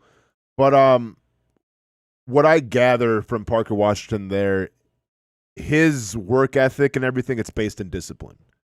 And like hearing Parker speak is the message that I always try to give to my son, because I've lived through a lot of life experience and I've garnered a lot of information I can help, because my son has aspirations to play football, right? Like it's his dream to go to Oregon. Now, that's a very, very tall mountain to climb, which I've told him, but I tell him what I feel like Parker Washington is telling the audience when you interviewed him. It's like, yeah, you have to work hard. Like, I shouldn't have to tell you that. You should know you have to work hard, but where the difference is going to be if you want to, go to Oregon or if you have aspirations to play in the NFL one day, it's discipline. Like, and that's what I learned. Like, discipline got me to the league, and then being undisciplined shortened my career in doing so. And like, was I a hard worker? Absolutely. I would challenge you to ask Milo in the weight room, Luke Richardson, who one of the hardest workers was. And I would take pride in that they would probably say I was one of the hardest workers. But that only gets you so far in life. Like, you can bust your ass every single day and you can work hard, but where's the discipline at? Yeah. Like, discipline is what's going to get you where you want to go, because that's when you do the things that maybe you don't feel like doing. Like, I wanted to work hard because I enjoyed it. Yeah. But I also wanted to go to the beach bars because I enjoyed it. You know what I'm saying? And this is what I feel like the top 1% of athletes, they have ingrained in them, where they have the discipline to go, yeah, this would be cool, but you know what? Looking ahead of it, is that going to help me or hurt me in the long run? And I feel like Parker Washington is built from one of those cloths where it's like, hey, I'm in the moment right now, and I'm carrying the water, I'm chopping wood, but like, how is this going to affect me a week from now, a year from now, in the rest of my career?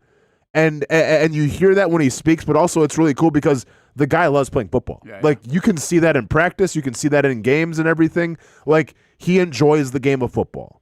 And whether you want to call that intangibly rich, whether you want to call it passionate, I call it disciplined. And I think to be a successful athlete, to overcome expectations and, be a late round undrafted free agent and come out and be the Jaguars' leading receiver right now, that's based in discipline. Yeah, I mean, Jeff Lageman said yesterday he's the best player on the team right now. Yeah. And I think ETN might stay the case, but it's up for debate. It's a debate. So I'm fat. The more I do this, 25 years now, and the more maybe it's because it's this team that brings it out, or maybe it's just where I am in life. But I just find it fascinating more and more how the separation of athletes and the building there, and say our building here. And this isn't a knock on anybody here or anything else. It's just like, why wouldn't we do a lot of the things that like a professional franchise does? Yeah. $1 billion industry the best of the best athletes. Like, again, I know it's hard to say in Jacksonville sometimes doesn't feel like that, but they are, right? They are. And I say that from the messages on the walls. Like, that's how these guys are trained to believe and think and everything else. And then they also evaluate themselves and hold themselves accountable. And then they also have a process like that. Now, the reality is those are the 1% for a reason because they all have a common kind of thought process in a sense, athletically, but also their mentality. That's what hey, we all say we're competitive is what I always say. We all think we're competitive. Hamby thinks he's so competitive. I think I'm competitive. I know my wife's competitive in Monopoly. We're not close to as competitive as a professional athlete. I just don't believe it. That's where the stories come from Kobe or Jordan or other guys. And so, like, you name your guy. So, again, this isn't a knock on you or me or anybody else. I'm just telling you that's the difference. And so to get every 50-plus people in here or 100-plus people in this building to think like that, operate like that, and always work toward this one goal or whatever else is improbable and impossible because you're not dealing with like-minded people across the board. You've got a better chance of dealing with more like-minded people inside the walls at Jags headquarters, or at least in that locker room. Without a doubt. And like this is the cool thing about sports, though, right, Brent, is that it adds the human element to it. So you can see an NFL player and go, you know what? Like, look, he's emotional after losing or winning. Like, he's just like me and everything. So, like, sometimes, sports, they can kind of bring it back down to the human element of saying, we're not so different, me and this all-pro player. And for a lot of cases, that might be the truth. But and I've told this story before. I know I've told this story before. But, like, Puz is an example of a guy who was ingrained with discipline. Paul Puzzlesny. Mm-hmm. I've told this story before. I'll say it again. Dude played, I don't know how long, I think a half of a game with the torn pectoral. I had like a mid to major torn labrum that I couldn't play any. I'm like, dude, I'm done. It keeps popping out. I'm done. Like, this is my season. Puz played a half a game with a torn pectoral. Like, this whole thing right here wasn't working. Played the whole game. Has surgery. And keep in mind, like, I'm not on the team at the time. But obviously, I was still following the Jaguars. I cared a lot about those guys. So, Puz has surgery. And I know because, they announced and everything. And the surgeon that he had was a surgeon that I had for my late. So, like, I know all this happens. Literally the next day after Puz's surgery, I'm in the weight room because I'm getting ready, hopefully, to get another workout with the Chicago Bears and go sign with them or the Detroit Lions. And, I'm still staying in shape, obviously, because I'm expecting a phone call soon that I'll get another opportunity. And lo and behold, here's Paul Puzzlesny a day after surgery with a 100-pound dumbbell in his hand, bench pressing with his good arm. Not too many people can do that. Not too many people are going to think, hey, you know what? I just had surgery. Better strap up the 100-pound dumbbell in the other hand and extend it for 10 times or whatever for 3 sets. I think people can do that. Not a people would do that. Well, no, I mean, anybody can do that, but who wants to get up there and do no, I think I'm just going to lay on the couch today because I just had surgery. Yeah. Like, Puz wasn't going to play that season, but he's still in there doing it. Yeah. That's the difference, Brent. Yeah. Like, that's what people will never comprehend of why you didn't make it to what you wanted to do. Yeah. Because that kind of work ethic and that kind of discipline. Well, I mean, there's obviously that athletic gift as well, right? To at least this profession. One other thought here, and this piggybacks off a thought that one of the quotes that went crazy this week out of the Jags locker room from Sunday was when I asked Trayvon Walker, like, what's their emotion? Yeah. And he said, I don't not know how mad, I phrased but it, frustrated. but I had asked him if he's Surprised. mad and something else, and he's like, yeah, I'm not mad, but I'm frustrated or whatever. People did not like that, right? They did not like that. And listen, I do think there's a time and place, and there probably hasn't been enough times and places over the last few years or decade or 2 decades for the Jags, people in that locker room to be like, okay, I am freaking pissed off and just go off, right? But I also think this falls back into the conversation we're having.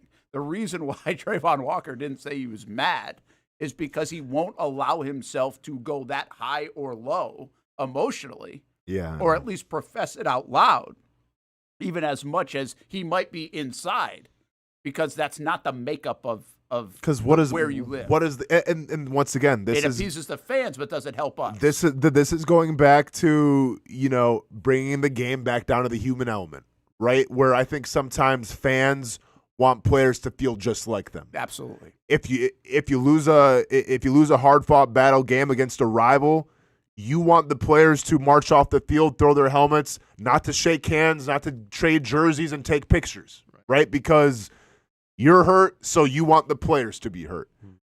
The difference, though, is that, guess what? The players are hurt, too. Yeah. Okay? Like, I don't think people understand sometimes, like, when you put yourself out there for a game on camera in front of the world and you don't play well, like, it's the worst feeling to walk back to a locker room, not because, okay, meeting's going to suck the next day, coach is going to chew me out. Like, yeah, there's some of that, but there's also just like, oh, I don't want to go on to it. Everybody saw that. There's all that. Everybody. Right? So just because Trayvon Walker maybe didn't have the response that you were looking for in terms of, well, I'm upset that the Jaguars lost to the Texans. Why isn't Trayvon Walker more upset? He's upset, okay? I promise you he's pissed off, right? Just because he's not going to, throw a bunch of expletives, throw a chair in front of the camera like maybe people want, doesn't mean he's not motivated, doesn't mean he's not upset. Yeah. Okay? Like, people have to understand that. Yeah. You think that pass rush right now is pretty happy with the way that secondary's playing? I don't think so. Probably not, but they can't say it. Exactly. Right? They can't say it out loud. So, yeah, I think there's one other element here from the disconnect, as I always say, and that is around here, you've got 20 years. 20 years of stuff that happened like on Sunday in the fourth quarter against Houston. Those guys don't. Those guys take it this year. Like Liam Cohen doesn't have those 20 years. Yeah. Those guys don't have those 20 years. They have that moment. But to us, it's all built up, depending on how long you've been a Jags fan. Mm-hmm. For it's just like, oh my, like that is where the real disconnect is. Now, for guys like Trevor and other guys that met Josh Hines Allen, they get it a little bit more because now they've been around it for 7 years or 6 years or 5 years or whatever else. That's crap, Brent. You just punched someone in the face the week before. At least if they're mad, they're showing some kind of passion. He got ejected, and you probably hammered him for that too. Yeah, I'm not gonna lie. When he punched, I didn't think that's right. That's what we need. We need you out of the game. Like, yeah. Well, the point there is they do have that kind of emotion. They're just not going to say it in front of a microphone most of the time. Of course. Although I do think there are times where it's okay, and once in a while it's not bad. Yeah. And to see it a little bit more wouldn't be bad. I'm not telling you that was the moment, but at some point. And we said that. We said this Monday. We say it Tuesday. We said it for years. You've got to be playing well to be able to say that. Are you playing so good that everybody else better pick their level up because they got to get to my level? The Jags haven't had a lot of those guys, or those guys have been hurt, or whatever else. I mean, right now, Parker Washington would be the only one that could say, "Let's go." What the F? No, of course, because he's playing really well. But people just got to understand, like, Trayvon Walker didn't get to where he was. Have success at Georgia, become the number 1 pick, because he doesn't care, because he doesn't hold himself accountable. Like that's not how it works. Yeah, it's one of my favorite dynamics. I don't know if it's my favorite, but it's just fascinating. Somebody should write a book on that. The difference between the fan and the player. Oh yeah, it would be a great. Yeah. It's really wild to me. Yeah. Let's take a break. Brent and Austen Show, Action Sports Jax 24/7 Network, college football. 5 questions from college football, including Lane Kiffin. That's coming up. Plus weekend spreads, wagers on the weekend, and more here on a Friday.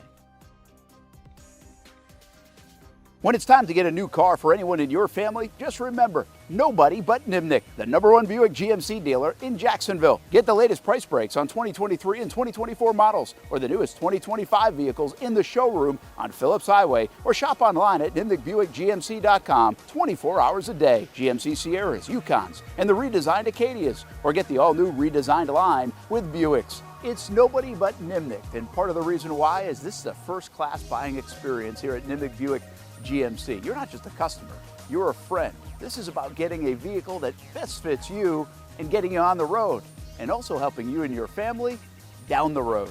Nimnick has a treating you right guarantee, courtesy, respect, fairness, and most Buicks, GMCs, and Jacksonville's only Car Bravo dealer, nobody but Nimnick. Who has put in the most years and stands behind a better experience?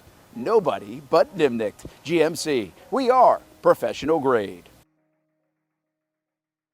There's a saying in sports, you can't win them all, But you can win a lot with good folks on your team, like that one painter, First Coast. It's tough to beat the sun in Florida, so your home fades. It's tough to beat that HOA when they come calling. Beat the sun, beat the HOA with that one painter, First Coast. And it's a good time to do it. Less rain to work around, and painting in mild temperatures is perfect. After all, the paint bonds to the surface so much better. Give that one painter First Coast a call at 904-417-3557 or look them up at first-coast.thatonepainter.com. Fast estimate, guidance on color and HOA requirements, and the highest quality job you'll find anywhere. Be a big winner in your neighborhood with that one painter First Coast on your team.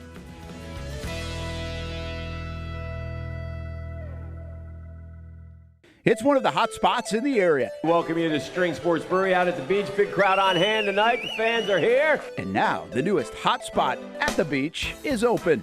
String Sports Brewery in Jax Beach has opened its doors with rave reviews. We're going to be fans forever.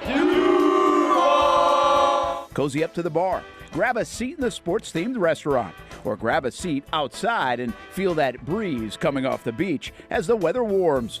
Just like the original location in Springfield, try the popular beer menu and come for lunch or dinner too, because the food is fantastic. We got a special guest in the house. He's happy. He's feeling good. He's Trayvon Walker. It's where we hosted Jags Report Live in the football season, and the String Sports Brewery staff can't wait to host you. Hey, welcome back here to String Sports Brewery. And if you haven't checked out the new location in Jax Beach, you got to do it. String Sports Brewery, now with 2 locations in Springfield and now open in Jax Beach on Penman Road. Hi, I'm Greg Mackey from Cycles of Jacksonville. Whether you're looking for a side-by-side, ATV, motorcycle, or scooter, Honda has what you need. The Honda Talon. Ultimate performance meets family-friendly fun. Prices starting at $363 a month. Or the sporty Honda CBR 650 starting at an affordable $204 a month. Stop by and choose your adventure from a full line of Honda products. Only at Cycles of Jacksonville on Atlantic Boulevard. Family owned and operated since 1983. Hello, I'm Kenny Lay of Kenny Lay & Associates. Since 2003, our firm has fought exclusively for the rights of men in family law. Divorce, modification of child support, alimony, custody, and more, all for men. A father is vitally important to a child's life, and being a man is not a reason to pay more in child support or alimony. I'm a single father. I get it. If you have a divorce or other family law issue, contact Kenny Lay & Associates at divorcemenonly.com. CGC Water Treatment and Plumbing is taking their 75-plus years of expertise and expanding to CGC Home Services. Water treatment and plumbing is still a big part of what they do, and now they can do even more for you. Home services like kitchen and bathroom remodeling, showers, sinks, faucets, toilet repair, backflow testing, and the list keeps going. Find all they can do at cgchomeservices.com or give them a call, 904-298-7052. It's a new look and a new name with the same expertise. They've been serving homes like yours since 1946. CGC Home Services, right here in Jacksonville off St. John's Bluff Road, 904-298-7052. And visit cgchomeservices.com. Florida license number CFC 1432579. Welcome back to the Brent and Austen Show, streaming on the Action Sports Jax 24/7 network. Eddie O! Eddie O. Is this a rumor? This is a rumor. A new report says he has been in communication with Arkansas. That's not a rumor. That's a report that there has been communication between the two sides. Why? Why not? Why for Arkansas? Yeah. That'd be you'd instantly have more better recruiting that you've ever had. You don't think people want to go play for Coach O? If he's at Louisiana, maybe. Yeah, they won a national championship. Yeah, in At Louisiana. I understand They that. got fired 18 months later. I get it.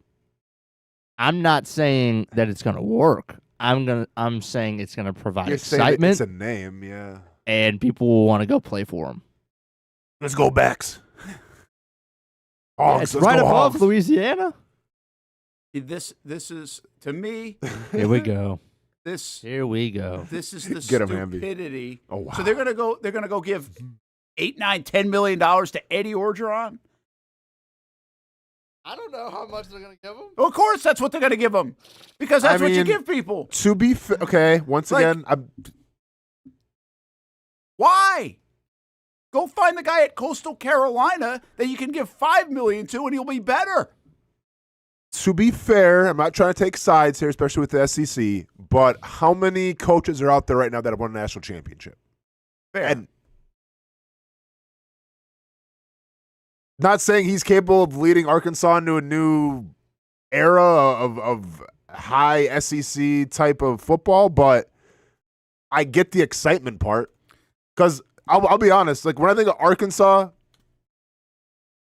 set aside from Darren McFadden, like I don't think of much in terms of like the hype or the excitement of Arkansas football. If they have to pay him $3 million more than anybody else, or this up and coming guy, like they're going to make that back because he's their coach. Here's what they should do: they should pay him about $2.5 million a year. You know why? Because nobody else is calling. I mean, like the dude got fired a couple years ago, and nobody's called. It's not a bad. I mean, that's not a bad point though either. And he's 64 years old. Like, I don't get this. Yeah. I don't get this at all. This is what would baffle me about leadership at college university. This really doesn't make a lot of sense. I know it does to you. It doesn't to me at all. I mean, can you imagine John Calipari and Ed Orgeron at Arkansas? Yeah. That's crazy. Now, my guess is, could there be a money tie to this? I have no idea. Could somebody be at Arkansas alum with Eddie? Oh, like that's how this works too. But that's the stupidity of how this stuff works. You're not bringing a guy in to build a program for the next 10. If you're Arkansas right now, you've tried all this crap in the past. You've tried, didn't you try Petrino? Well, he's their interim right now. Yeah. Yeah. So you got Petrino. Who else? Who else have they tried? Who else have they tried? Well, they just had Sam Pittman, who is just a Georgia offensive lineman. Whiff? Yeah, it was a whiff. Who before that? Was Bielema there for a while? Bielema was there. I thought he was. Was it? That's Bielema what I was there. Bielema left Wisconsin to get the SEC lure. How'd that turn out? Which that one? Chad Morris, 17-19. Wasn't he the Clemson guy? Bielema was the last one that was 13-17, and then Petrino really was before him. Who did y'all just say? I said, Brett Bielema. Oh, yeah. Okay, sorry. I thought you said something. But they've tried. You know what they haven't? Well, they tried a little bit with Chad Morris, but like, go get 4-18. Yeah, I get it. Go get the young guy. Go get someone who can coach for the next 10, 15, 20. Go get the next cool guy, not the old cool guy. I mean, how many retread? What are they going to try this retread stuff for? Like, it just doesn't make any sense to me at Arkansas. But this is the problem right now in college football, Hamby. Are all these people firing their coaches? Arkansas, Auburn, LSU, Florida, Penn State. It's UCLA. It's like nobody better. It's like if you need a quarterback in this year's draft, good luck. So, the Jets, that's great that you have all these picks. You can't move in 26, really, because there's no quarterback to take. Well, once Lane Kiffin's off the board, who are people getting? Who are people going to take? Yeah. That's going to elevate you to where you want to go and have all the stuff. Well, I think you got to deep dive. I think there are people to take. I think this is their job, is to go deep dive, have names in a drawer and ready, and watch these guys go. Maybe it is Braum, by the way. Maybe he's ready for that next thing. They're trying to get an extension done at Louisville. Maybe it's the dude at USF. Maybe those are or maybe it's somebody else. Where the heck did DeBoer come from when they unearthed him? Fresno State, I think it was. Like, that's, to me, I'd be trying to find that guy. Because, honestly, I think it's less risky than finding this guy. Okay, so here's question 1 of our 5 across college football. Do you want to see Coach O in the SEC? No, I don't. I want to see him with his shirt off in Miami. Listen, man. That's something for you, huh? Because you want to see that. Okay. Well. I want to see him on South Beach. Get it right, Austin. Come on. There you go. I want to see him on Bourbon Street. Okay. I don't want to see him coach. No, I don't need to see Eddie O in the SEC. I'm going to be honest. Do I ever consider Arkansas a favorite to win an SEC championship? No, I do not. Of course not. Do I really care about Arkansas in general, regardless of the conference that they play? Like, I'm not going to lie. I don't think I've watched 1 second of one Arkansas football game this year. This year? I haven't. Oh, yeah, really. Once again, you should. Taylor Green's fun to watch. Darren McFadden, that's about it. Ryan Mallett was fun. That's all I can remember. 15 years ago? Yeah, that was a long time ago, right? What was that, 07, 08? Darren McFadden? Oh, dude. What was their formation called that they ran with McFadden? It was the Wild Hog. It wasn't the Wildcats, like the Wild Hog or something. Whatever the case. Okay, it's been a long time. Listen, if you want to talk about being entertainment business, 07. I'll tune in to see Ed Orgeron on the sidelines of Arkansas. I'll tune in for a win and to hear the post victory speech. I'm on board, man. Like, it's the SEC, okay? And let's be honest, you're not relevant right now in the SEC.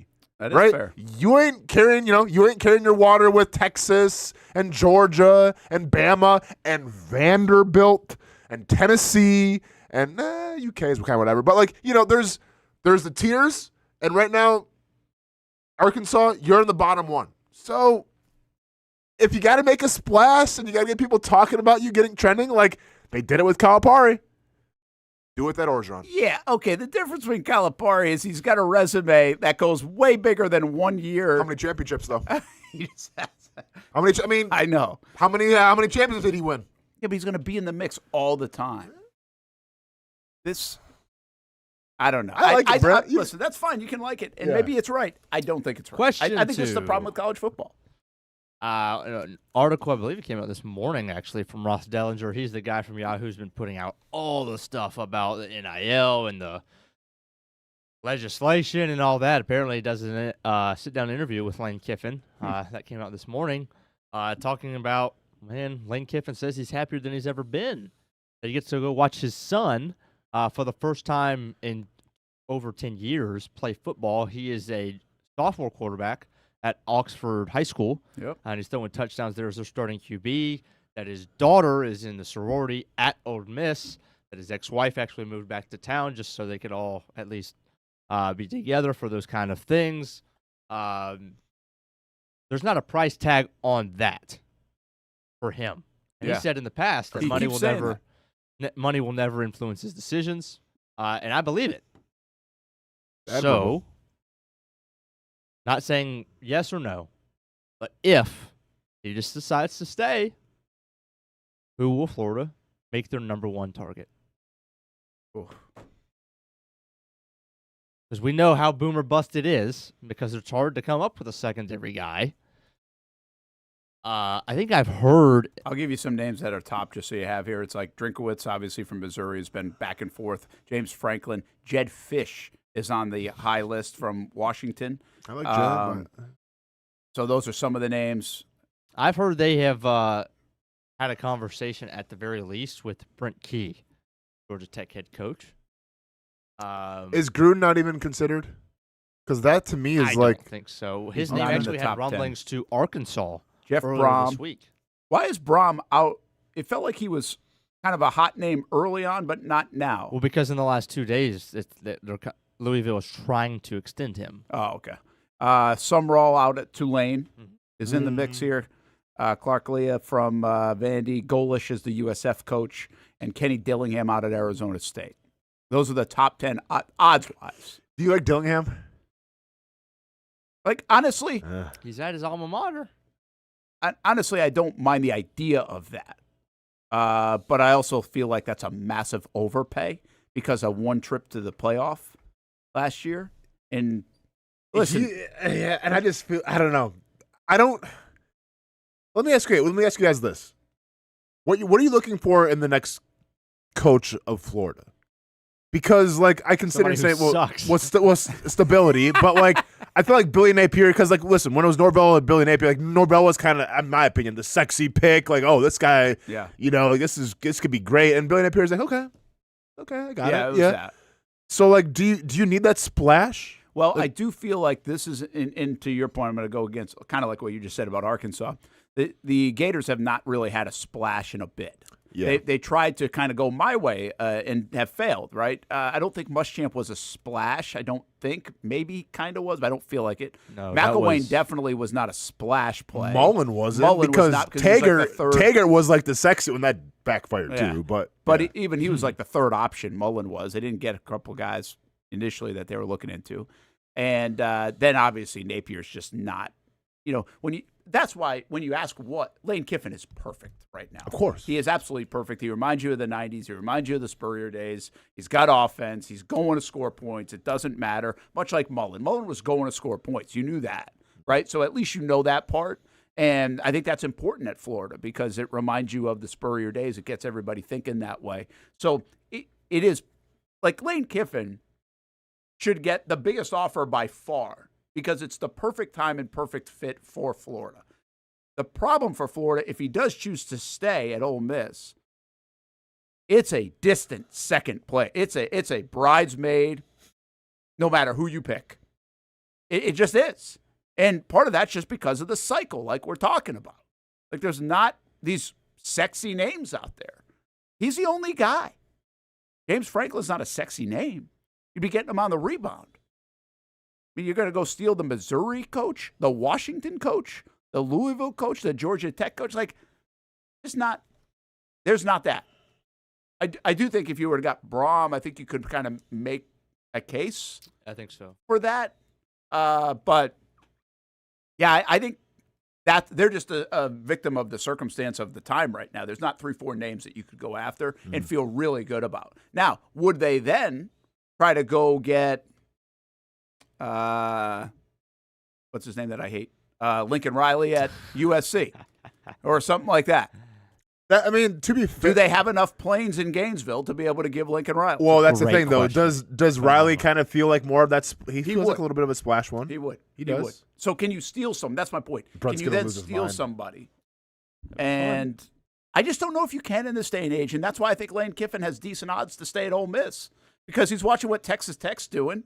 He watched what Arizona State did last year. He's watching what Indiana's doing. And if you do it right, and what I keep saying about Lane Kiffin, man, he's already got, like, on his way to, like, part of the statue being built. Yeah. And they talked about that at that interview. Oh, did they? Their AD, Ole Miss's AD, was quoted on that. It's just like, yeah, he could get a statue here, whereas he can't get that in other places. It's true. 100% true. All those things that you said, the setup for Kiffin, like his at Ole Miss is perfect, and you could probably duplicate it to some degree. His son's a sophomore in high school. Like, not trying to get all the way into his family, but like he's got 2 years left. Yeah. If this was 2 years from now, if he doesn't care about money, take money off the table. I know, but see, I just think that the ego comes into play in terms of like in coach. Go to the playoff just Hamby, I mean, listen, dude. I was told Craig Counsell's taking a year off because his daughter was going to finish school at Whitefish Bay, and then literally three months later. Oh, by the way, I'm going to the Cubs. Yeah. The kids can stay at Ole Miss if they want. They got enough money to fly back and forth. FaceTime is a thing as well. You can still see your kids. He wants to watch his games. I get it. He could probably fly there. Yeah, exactly. He very well could. So that's how much money these guys got. And listen, he's done a fantastic job. Get your statue at Ole Miss, whatever. But, like, I always felt like with coaches, because there's been tons of coaches that have been in great situations where they're treated like gods at that university, like they can't do any wrong, but they still try to, like, chase the next thing. Of course. And I feel like Florida for Lane Kiffin is like the next thing where it's like, okay, this is, like you had Ole Miss, but like, come on, man, it's the Florida Gators. Like this is a new challenge. Like coaches, like, yeah, it's about winning championships. It's about the comfortability, but it's also about the journey and like pushing yourself. I think some of that, though, going back, I mean, close to 15 years now, potentially, I have no idea. That's what he did at the very beginning of his career. Why he went to the Raiders. That's why he left and went to the Tennessee. Yeah, that's why he bounced around, yeah. It was the next thing, was the next challenge, and he never got settled. He settled, finally, in a place that's a perfect setup for him. Yeah, listen. I think this is a healthy debate. I think it's a good reason to stay at Ole Miss. I also can see the lure of going to Florida because here's the other thing about Florida, in my opinion. They've been down for the better part now of 15 years. So to me, it's never been more of a layup to be able to go in there and be a hero. I don't know the feeling at Ole Miss, like where the expectations are creeping up. Is he already just, hey, he's our guy, we love him, blah, blah, blah, blah, blah, or wait a minute, though, he didn't make the playoff, or he's not in the Final Four, or like where are those starting to creep up to? Where at Florida, quite frankly, all you got to do is get in the mix right now, and you're up on a pedestal for a few years. Like there's some low-hanging fruit at Florida, at least in the immediate, where there might not be that at Ole Miss. Yeah, but okay, I guess here's the question, though, too. If Kiffin were to take the Florida job, and for whatever reason it goes bad, then what? Because it's almost like the Dan Mullen effect. Dan Mullen had a great situation in Mississippi State. He did. Had a great situation. Yeah, he did. They loved him there. Yeah. He goes to Florida. It's actually a good lesson. It doesn't work out. Where's he at now? UNLV? He was an SEC network analyst for Brent, don't say UNLV like it's a casual. Oh, he's at UNLV, though. Well, my point is Lane Kiffin will get a job. Like Lane Kiffin will go back to Ole Miss or I know he's going to get a job, but my point is like, are you going to get a job on the same plane, or are you going to have to like work your way back up, like at a UNLV or like a Boise State? 10 years, like 8 years ago.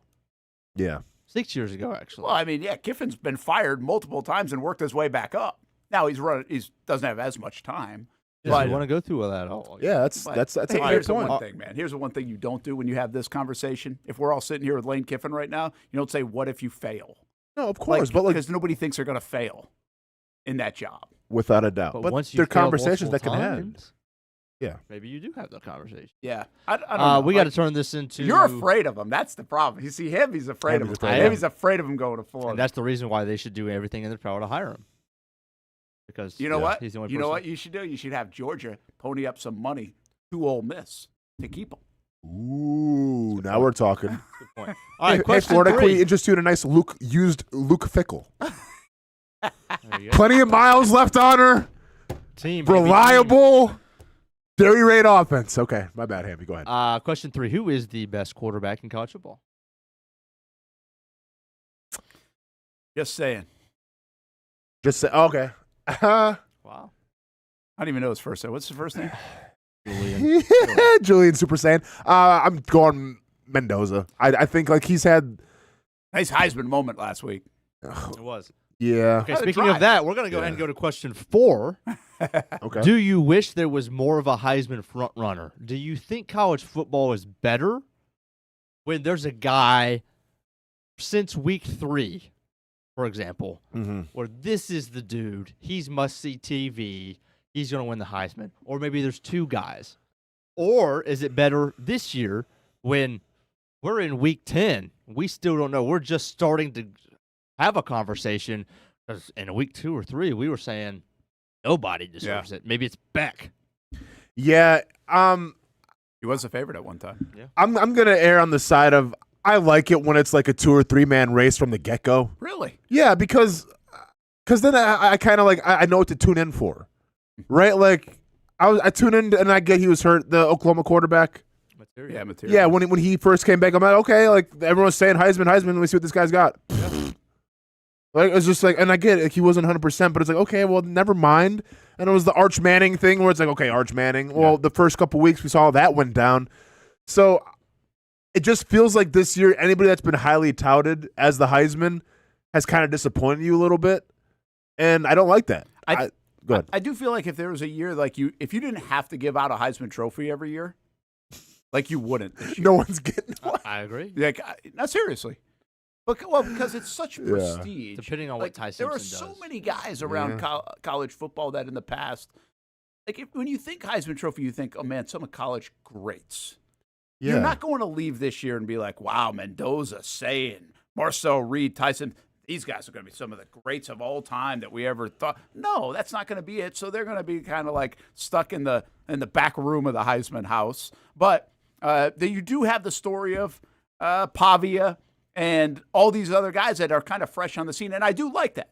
Like, I have no idea who's going to win the Heisman right now with a few weeks to go. I like that. I like that part of sports. I'm a little surprised now. Jeremiah Smith, I'm not sure he's even in the mix. Are you a little surprised that Smith as good as we heard about, well, coming off last year's playoff, especially when you really got your eyes on him. Yeah. That he hasn't taken the college football world He's by got 10 storm. touchdowns and 860 yards in 9 games. I know, but it hasn't. We're not.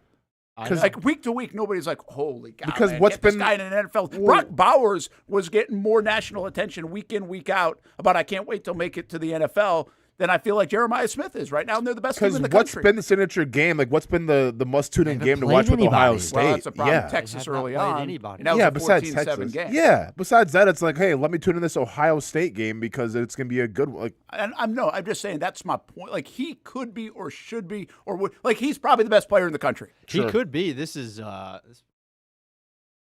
he could go from out of the conversation. He puts up 150 yards and 2 touchdowns against Michigan in their last game. Maybe he might win the whole thing. I'll be watching that one for sure. Maybe. Let me ask you. I want to piggyback off of Hamby's question real quick. What NFL or college, in terms of MVP or Heisman, which league, I guess, pro or college, has a better shot of getting a non-quarterback to win its Heisman or MVP? Oh, running college. You think so? Yes. If Devontae Smith can win a Heisman. Jonathan Taylor could win it, maybe. Yeah, I think Jonathan Taylor has a shot. I think more running backs have won. Oh, without a doubt. College. Well, then back when the game was played a little different, though. I like what you're saying because I feel like think about some of the guys outside of Mahomes. Mahomes is in the MVP conversation, but outside of Mahomes, the 3 quarterbacks I think that are listed quite often. Oh no, well Matthew Stafford is too.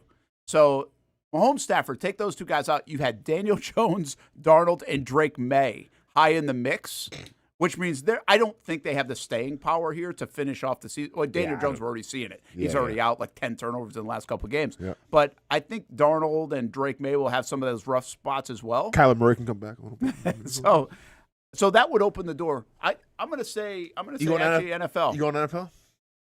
Now, something has to happen quick here, like injury. Not that I'm wishing this, but injuries to one of those top 2 guys, specifically Stafford or Mahomes. Sure. Because one of those guys are going to get it over Taylor. But can you and we're kind of going off topic a little bit, but can you justify giving it to, if the Colts somehow get the first seed in the AFC? Yeah, maybe. Well, it's not. And I get Daniel Jones has a part of it in the other defense, but it's because of Jonathan Taylor. Yeah. If you want to talk about the most valuable, you took a Colts team that nobody even thought was going to do anything this year, and you make them, a 1 seed. But that's because that's why they created the Offensive Player of the Year. I got you. Yeah. Okay. Jonathan Taylor. True. All right, last question. I'm going to throw this back up there one more time. Your job is to give me one team not in the top 12 Murray State that you would most want to see make the playoff. This is not who you think outside of the top 12 would do the best. Entertainment value. Who would you want to see make the playoff? Okay. I think I'm going to throw a couple names out that I think I would pick from, and it's probably Vandy, Miami, and Georgia Tech. I like the Georgia Tech kid at QB. I think it was. I'll go with Vandy here. All right, so you're taking Pavia. Yeah, I think it'd be great for college football too, and just to have Vanderbilt's name in the top 12 would really put an exclamation point on the parity in college football. James Madison still have 1 loss? They are 24th in the AP poll. They're 8-1. Yeah. That was a pretty good poll right there. James Madison. I was watching College Game Day last week. They're talking about him. I mean, just, I don't know, something I love Vandy. Because, it seems like right now the stock in Vandy's at an all-time high. Everyone's having fun there in Nashville. It's a cool story, but I don't know, throw the ultimate wrench into the game plan and throw just a random James Madison and see what they can do. Hey, Arkansas, go get Bob Chesney. Is he the coach of James Madison? Is that Kenny's dad? I think that's the coach of James Madison. We're listening to a lot of Chesney actually this week. Yeah, there you go. I do too. Does he have new stuff out? No. Oh. I will take Tennessee. They are 23rd in the rankings. I think they're better than they've played. What does that do for anybody, though, Hamby? I would like to see Tennessee make the playoff again, and I think they have a better shot to win than even Texas. I think they're a better team than Texas. All right. That's just my personal opinion. All right. Okay. Hey, speaking of awards and stuff, just a quick thought or two when we come back on MVPs. Aaron Judge, Shohei Ohtani once again. Plus, we've got our weekend spreads. And we've got our picks still to come here in the noon hour on a Friday as we take you up until 1 o'clock on the Action Sports Shacks 24/7 network. If you're looking for something to do for lunch, dinner, shopping a little bit. Hey, I was over at the town center yesterday. You got the Christmas music playing. It's that time. Can we wait till after Thanksgiving? Yeah, no, everyone's playing it, man. Yeah. I haven't heard it. Can we wait till after Thanksgiving? Yeah, Brent? I don't mind the Christmas music. You don't mind it? Nope. I might. Hey, You have one major holiday coming up in Thanksgiving. Let's give it the attention that it deserves, and then after Thanksgiving, Christmas music. We should. You know what you got to do is you got to come up with Thanksgiving music. I mean, you got the Adam Sandler. Yeah, that's about it. What's one? I don't know. What is their thing? What do you? The Hanukkah song? What were the Pilgrims listening to? Yeah, I have no idea. I don't know. When I go home, I'll visit Kenny Plymouth Rock Chesney and find out. All right. BonosBarbecue.com, the place to go, right near the town center, one of the locations in Gate Parkway. Bono's Pit Barbecue. If you don't see a pit, it ain't legit. And stop on over to a Bono's near you. 20 locations in Northeast Florida. BonosBarbecue.com. Most of us know how to throw.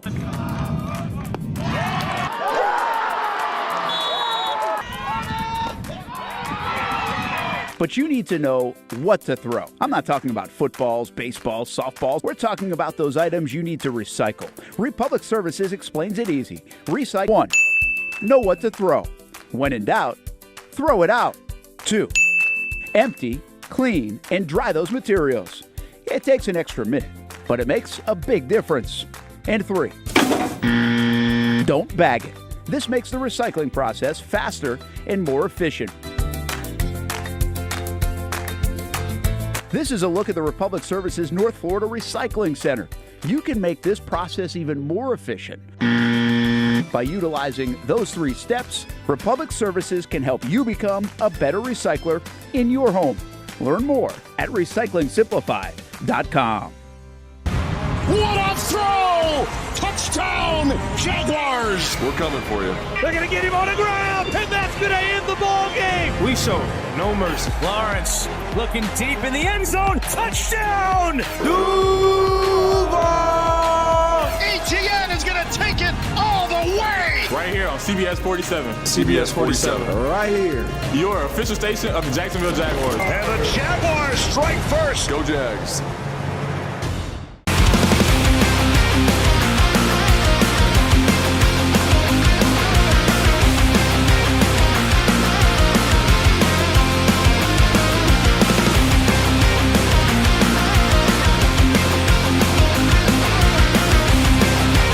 You have the opportunity to explore what you might want to do with your life. There's so many opportunities here that it can spark interest that you didn't even know you had.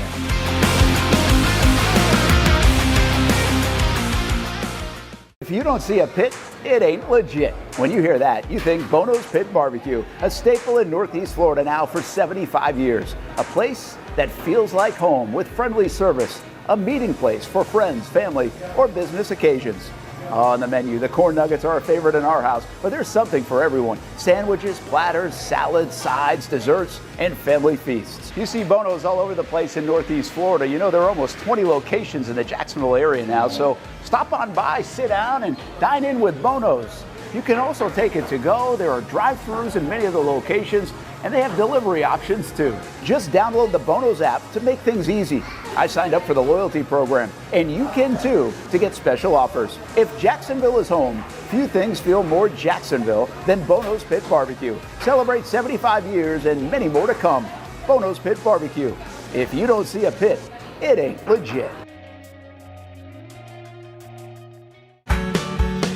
People helping people. It's at the core of what Alive Credit Union is all about, and it's been that way for over 70 years. From the start in 1954 to today, the mission remains to inspire financial wellness and give you a financially fit lifestyle. Alive Credit Union and its employees are committed to not only serving their valued members, but also our community here in Northeast Florida. I had a chance to see that commitment firsthand as Alive partnered with our Action Sports Shacks 24/7 team to bring you Armada men's and women's soccer broadcasts. Inside the 18, it is a shot, and it's a goal! Chloe Chivers! And that connection to the community continues with Alive Credit Union's support of the Police Athletic League of Jacksonville. Alive Credit Union's commitment to our community also involves serving the financial needs of all first responders through the recent merger partnership with City and Police Federal Credit Union. Join the community and become a member of Alive Credit Union today. Find out the many ways you can be inspired in financial wellness at alivecu.coop.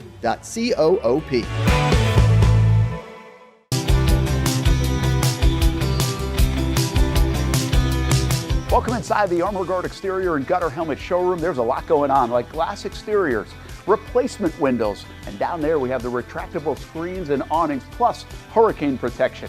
Let's talk more about those gutters, and to do that, we bring in Kevin. He's the owner, he's the expert. Why Gutter Helmet? Well, Gutter Helmet is truly the only maintenance-free product. It lets the trash and debris go on the ground, the water wraps around and goes inside. Unlike filters, they sit on top of the gutters, and the trash and debris build up on top of filters, which requires maintenance. With Gutter Helmet, we're going to keep you off the ladder, the most dangerous thing in your garage. With Gutter Helmet, you'll never clean your gutters again. So get off the ladder and put on the helmet. Gutter Helmet. Get a free estimate at gutterhelmetofnorthflorida.com. You can also call 904-762-7779 or visit the showroom on St. John's Bluff Road in Jacksonville. Welcome back to the Brent and Austen Show, streaming on the Action Sports Jax 24/7 network. We got our Mason's Famous Lobster Rolls weekend spreads. We should get a spread at Mason's Famous Lobster Rolls, masonslobster.com. That's coming up in just a bit. We will pick these games. We do this first now, right? Yeah, we pick those games, then we'll get to our bets. Oh, I got to send them to you. I do have them. I've had them. Before we get to that, though, as we enter the noon hour, Brent and Austen Show, Action Sports Jax 24/7 network. And how about a little bit of our Republic Services, RecyclingSimplified.com. Recycled headlines of the day. Jags, of course, against the Chargers. Big game on Sunday. Parker Washington was back at practice yesterday. That was a good thing. He was limited, kind of concerned about that. We played our Parker Washington interview a little bit earlier in the show. You can always go back and check it out on the podcast. It goes up at 1:30 or on social media all the time here on the Action Sports Jax 24/7 network. I didn't see anything else alarming coming out of Liam today in his news conference, so I guess I'll have to check as well. Their offensive line shuffle could be interesting. Brian Thomas Jr., we keep watching the injury report there. And obviously the Jaguars, if there's a lot that seems to hinge on this game. And if they can win this game, it puts everything else back on the table and Houston in the rear view. If they lose this game, you start to wonder, are they going to get to 8 wins, 9 wins? Where are they going to even end up here in 2025? I missed it, but I was Washington is playing on Sunday, right? We think so. He was back in a limited fashion. I think that lens. Okay, Hamby, we can make the panic button a little smaller. Yeah, that's okay. Strange is looking pretty good too. I don't know about that one. Hold it right there, Hamby. I was mid editing. Hold it right. You hate mid editing. Hold it right there, then, please. Yeah, I haven't seen. Hamby, have you seen anything else out of Cohen today? Again, it happens in the middle of our show, so I haven't really. Usually, you'll get everybody tweeting about it. Yeah, Lib, where you at? And Liv decided not to tweet about it today. I haven't seen anything on. She was working on Jag Social tonight at 7:00. So, yeah, I caught something out of Trevor this week. This was on Wednesday. That kind of hinted to me that he wasn't going to play. Because Strange wasn't? Yeah, because Trevor said, as soon as we get him back, even if we don't get him back this week, he said something like that. And I was like, okay, they kind of know he's probably not going to be in the game plan, right? By Wednesday, you would have known if he was in the game plan. And did he hint a little bit that he's not? Again, that was just my thought. I really haven't talked to anybody down there about the Strange stuff, and we'll see if he plays or not. So that's your recycled headlines. We don't really have a lot of new information because when you play the West Coast teams, the practice reports come out later as well. Okay, yeah. So that's you got to wait and see a little bit later tonight. So we'll update you that on CBS 47. There's not a great way to segue this, but you're talking about West Coast teams. Here's some West Coast teams right there. I've been trying to get this in all show. It's lost studying your pass rush. I'm about to kill you. What? We ain't getting opportunities though. One-on-one. You win against me all the time. What are you talking about? No. All right, talk to me. What did you study? How would you have beat me? Let's say that. Because you're a big outside hand puncher. See, no, but I like funneling everything to my inside. I'm a righty puncher, you know? You're always one hand, inside hand. Throw it wide. Work an inside move. Catch it. Over here, yeah. I stayed on it. I would have got you. Nah, come on, you had your opportunity. Come on, I got 115 now. I got you. You ain't getting 116 on me, though. That is okay. That's awesome, isn't it? That's pretty cool. By the way, that is rookie Gray Zabel. Yeah. A lot of people wanted him to come to Jacksonville. They did. North Dakota State's finest. Shout out to Tim Polisic, friend of the show. Tim Polisic coached him up at North Dakota State. I just want to know what point that was in the game because it wasn't over. No, not at all. But listen, I haven't watched a lot of Seahawks, but by indications, he's playing at a very high level this year, Gray Zabel. The whole team is really. The right? whole team is, yeah. But props to the rookie for not backing down to one of the greatest pass rushers that is still currently active in the NFL in Calais Campbell. I dig it, man. Yeah, I thought it was good. Yeah, I thought it was good, but I also thought it was kind of cool. It's almost like this moment of a bit of bravado.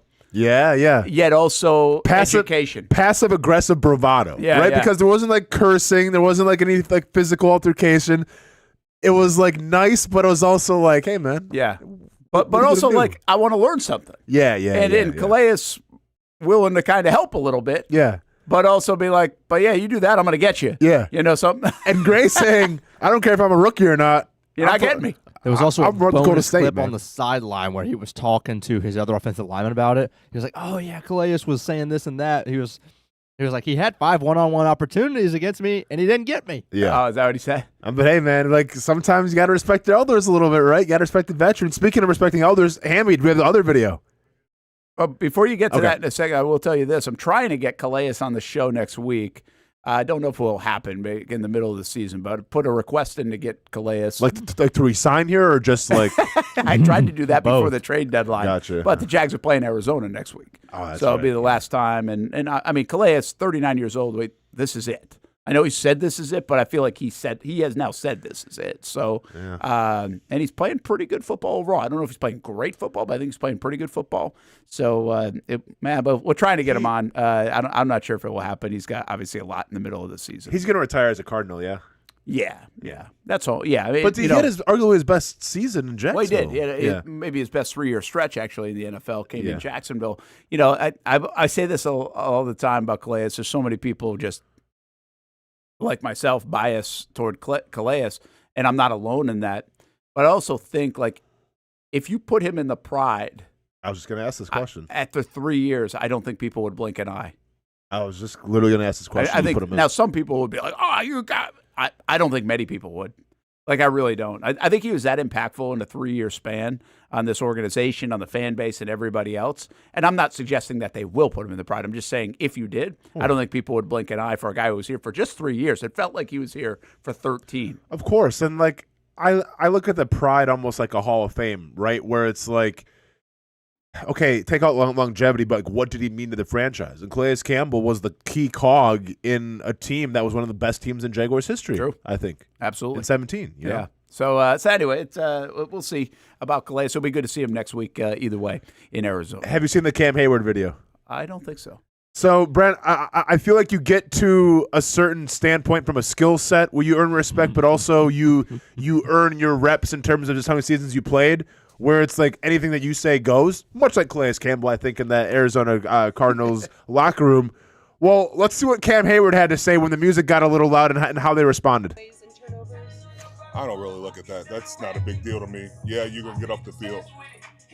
Hey, Bert, turn that down, please. What was the question again? I love it. Literally, love it. He got one syllable out, and the music was already down. Who's Bert? No idea. But did you see him say ridiculous? Yeah. Yeah, ridiculous. And by the way, he said please. Oh yeah. But I feel like that's one dude where it's hey, whatever he says goes, man. I would say I watched Hayward play a little bit. Who did they play? Sunday night against the Chargers, right? Oh, Chargers. Yeah. And a thought ran through my mind before you even said that. Now we're talking about Calais, and you almost wonder. Do you have to have one of those guys on your team? And I want to say to be good. Well, Pittsburgh and Arizona are not sure how good they are, but how much does it help to have one of those guys on the team? It's just like you feel, they lost a step. They're not their guys in their prime. I had 8 sacks last year. Well, who did Hayward? And plus, he's got to put their defensive line on blast and said we had to be better. And then what happened? They came out and dominated. He's always been big time there, dad too. energy there. Yeah. Do you need that? Like, listen, I think they kind of brought in Armstead to maybe be like that, but it just hasn't felt. I think and the worked Saints that have way. Cam Jordan. Cam Jordan's And despite what the offenses always look like, sometimes, I mean, and granted the Saints are bad this year, but the Saints defense was always kind of respected, I felt like, through the years. Well, go back to that 2017 year, right? I mean, what do you got? Mercedes and Puz, who kind of felt like that. Now, they weren't old. They're not 37 years old, but they also were elder statesmen, is my point. And this was going to be really my question, but it kind of it blends into what I was going to ask. Like, if that happens in the Jaguars locker room, who's the guy that can go, hey, turn it down a little bit, and without even like a question or a response, the music's turned down? I do think Josh has a little feel of that. Okay. That would actually acknowledge that too. Yeah. Because you got to give two craps about that, like that nobody can answer a question or I can't think or whatever. Yeah. There's not a long list. Sure. I think Foye might be able to, would do that.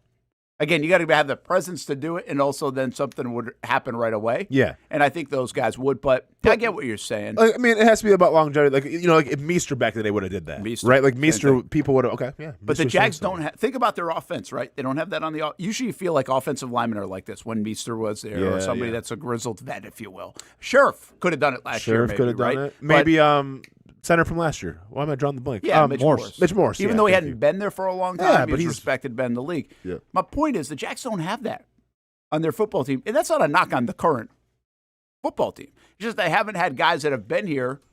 Their longevity is led by Logan Cook, and then you go to Josh Hines Allen and then Dewey Wingard. Those are the longest guys. Yeah. You imagine Logan trying to say, hey, turn down a little. Talk about. By the way, I don't think we've mentioned this. He was limited with a groin.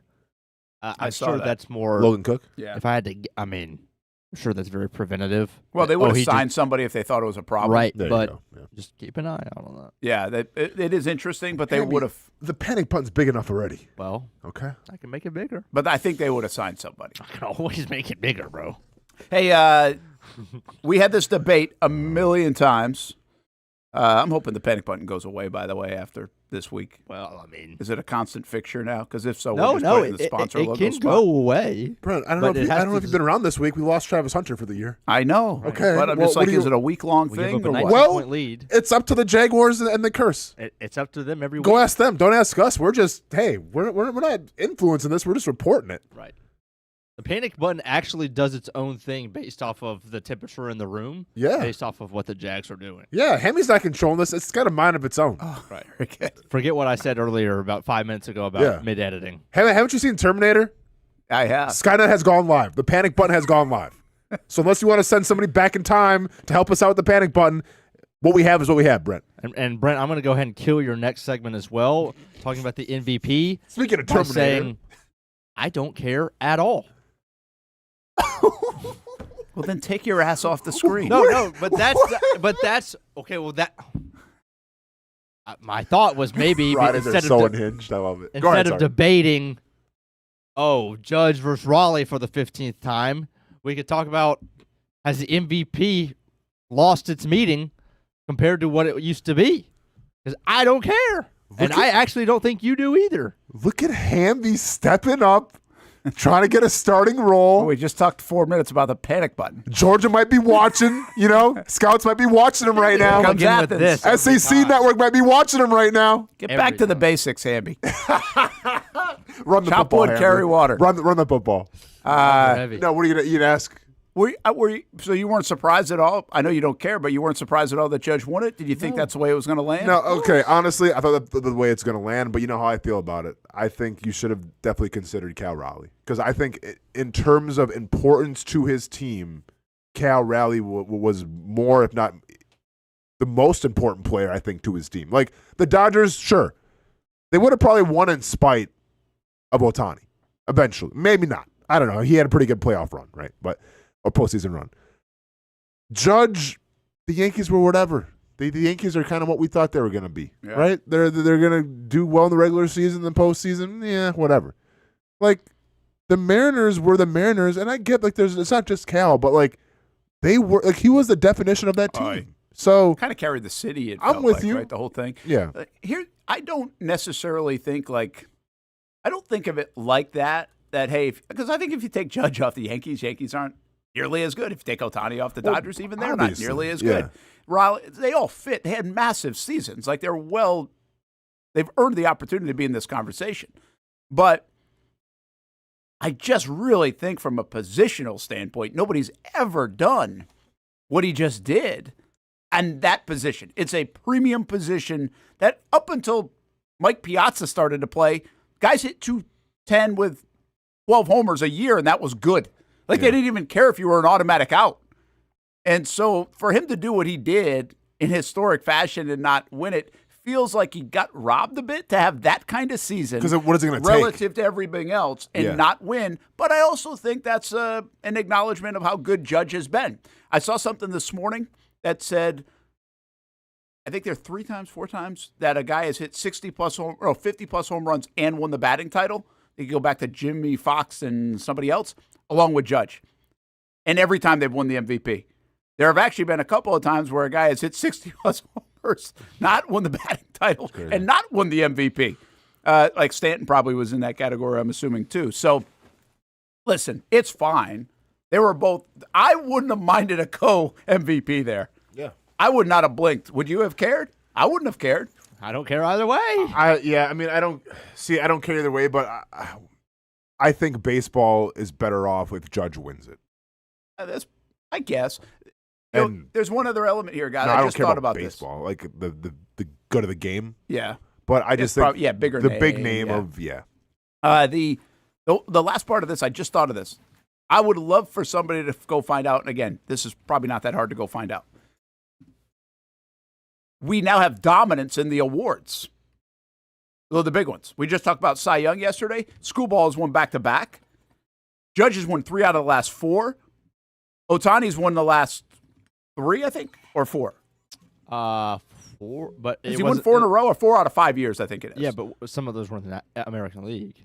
Okay, good point. And then you add, Skeens we think is going to maybe be dominant. Mm-hmm. Yeah. Is that the most dominant stretch of MVP Cy Young combo that we've seen? Now, maybe not. It might have been Maddox and Bonds if you go back to the mid-'90s. So it might have been 3 in a row or something like that. But it's pretty wild that we have these premier players where I think expectation gets so high and they deliver. Yeah. Like, ultimate respect for that, for the greatest in the game. For Judge to keep doing this, because I honestly thought Judge was a product of staying healthy, but I thought staying healthy was going to be a hard thing. He battled through it this year with the arm and was still able to contribute and win the MVP. So he's been able to stay healthy enough, as big as that body is, and deliver, which is amazing. And also, you take a look at it now. Take a look at what 3 out of the last 4 MVPs coming from the Yankees, and they still can't win. Yeah. The Dodgers, with Ohtani, have turned his 2 MVPs into World Series wins. Mm-hmm. Like, you're taking advantage. We say that right now about, like, that's Houston. Are you wasting a great defense because you're 4-5 and your offense can't do anything or whatever else in the NFL? Well, that's what the conversation was with the Angels with Ohtani. Well, absolutely. Trout and Ohtani, right? You're just wasting that. Yeah.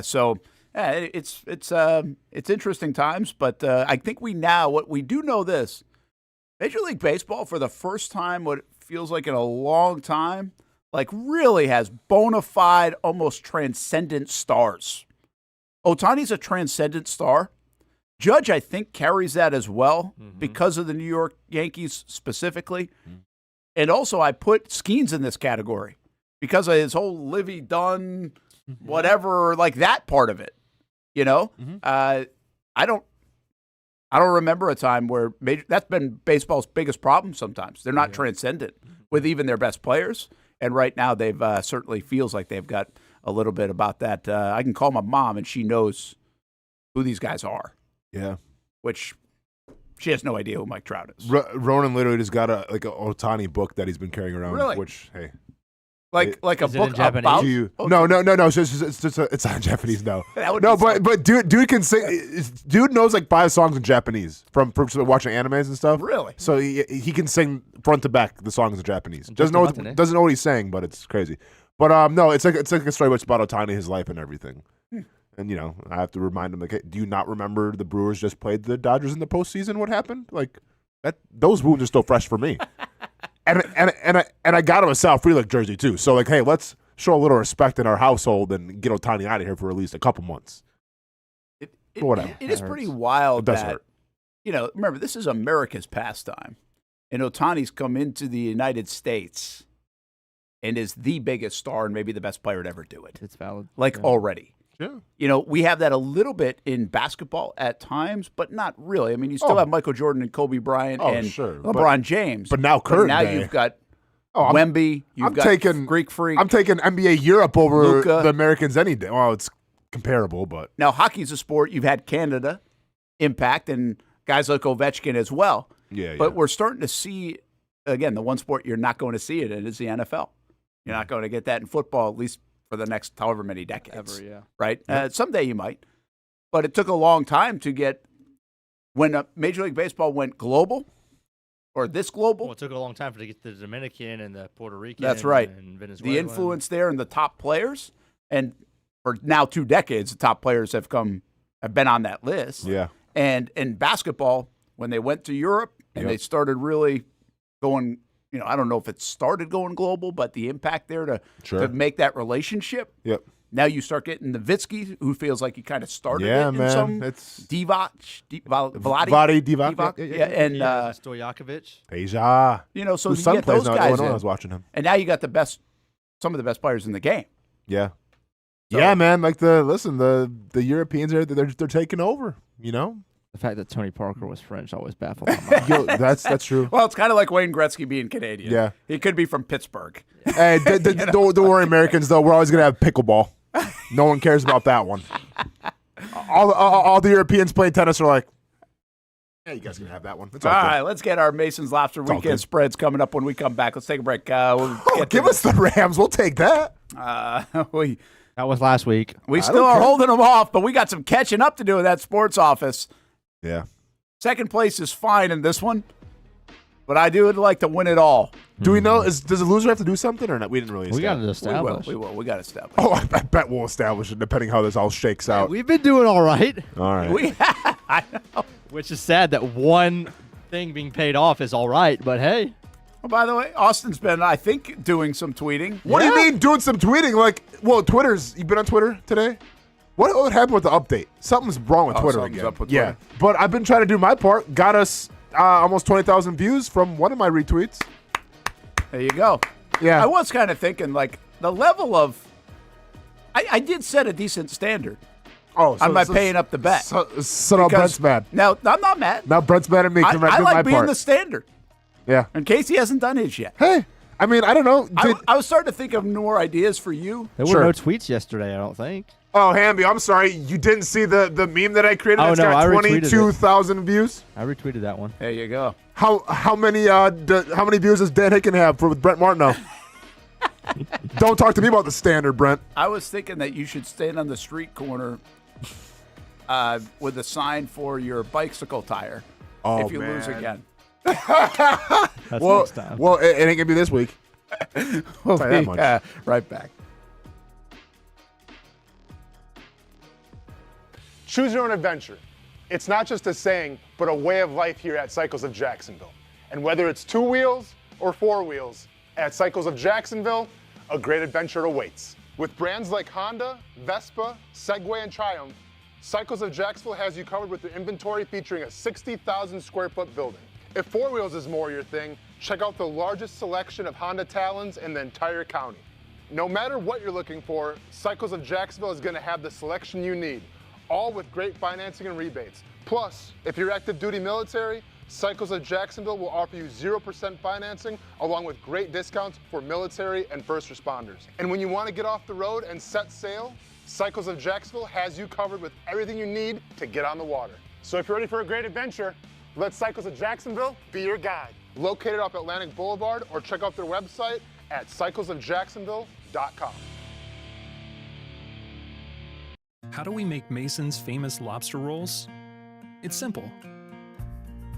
We get up before dawn, head into the open waters of Maine, haul in our traps by hand, and send only the best straight to our restaurants, where we add warm butter or chilled mayo with a squeeze of lemon and pile it on a toasted split-top roll, just like it's been done for nearly a century. That's the recipe for Mason's famous lobster rolls. Thanks for meeting me here. You okay? You're my only lawyer friend, and I need your professional opinion. Okay. You see that brand new Hyundai Tucson out there? Yeah. That's all I paid for it. Do you know what you want? Yeah. I think I do. Enjoy your new car. Thanks. Bye-bye. Deal so right, it almost feels wrong. The Hyundai Getaway Sales Event. Lease a Hyundai Tucson for $259 a month, or get 2.99% APR, or get $1,750 bonus cash. Hurry in.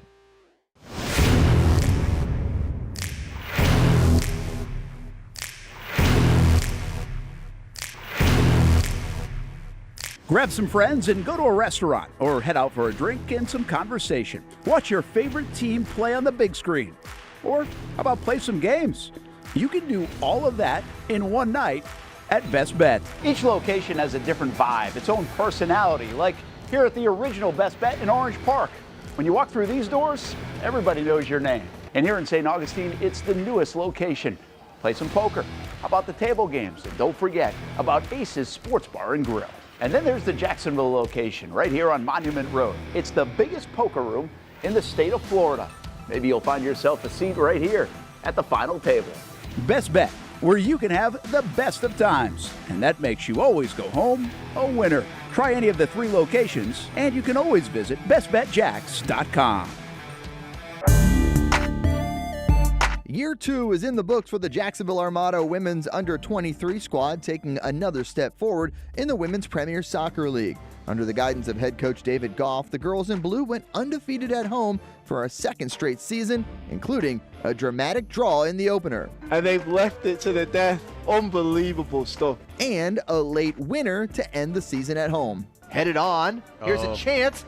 Gianna Ramirez brings it down, still alive, takes a shot, and into the back of the net. After fielding a younger roster in 2025 with talent from all across Northeast Florida, the future is bright for the Armada women's team.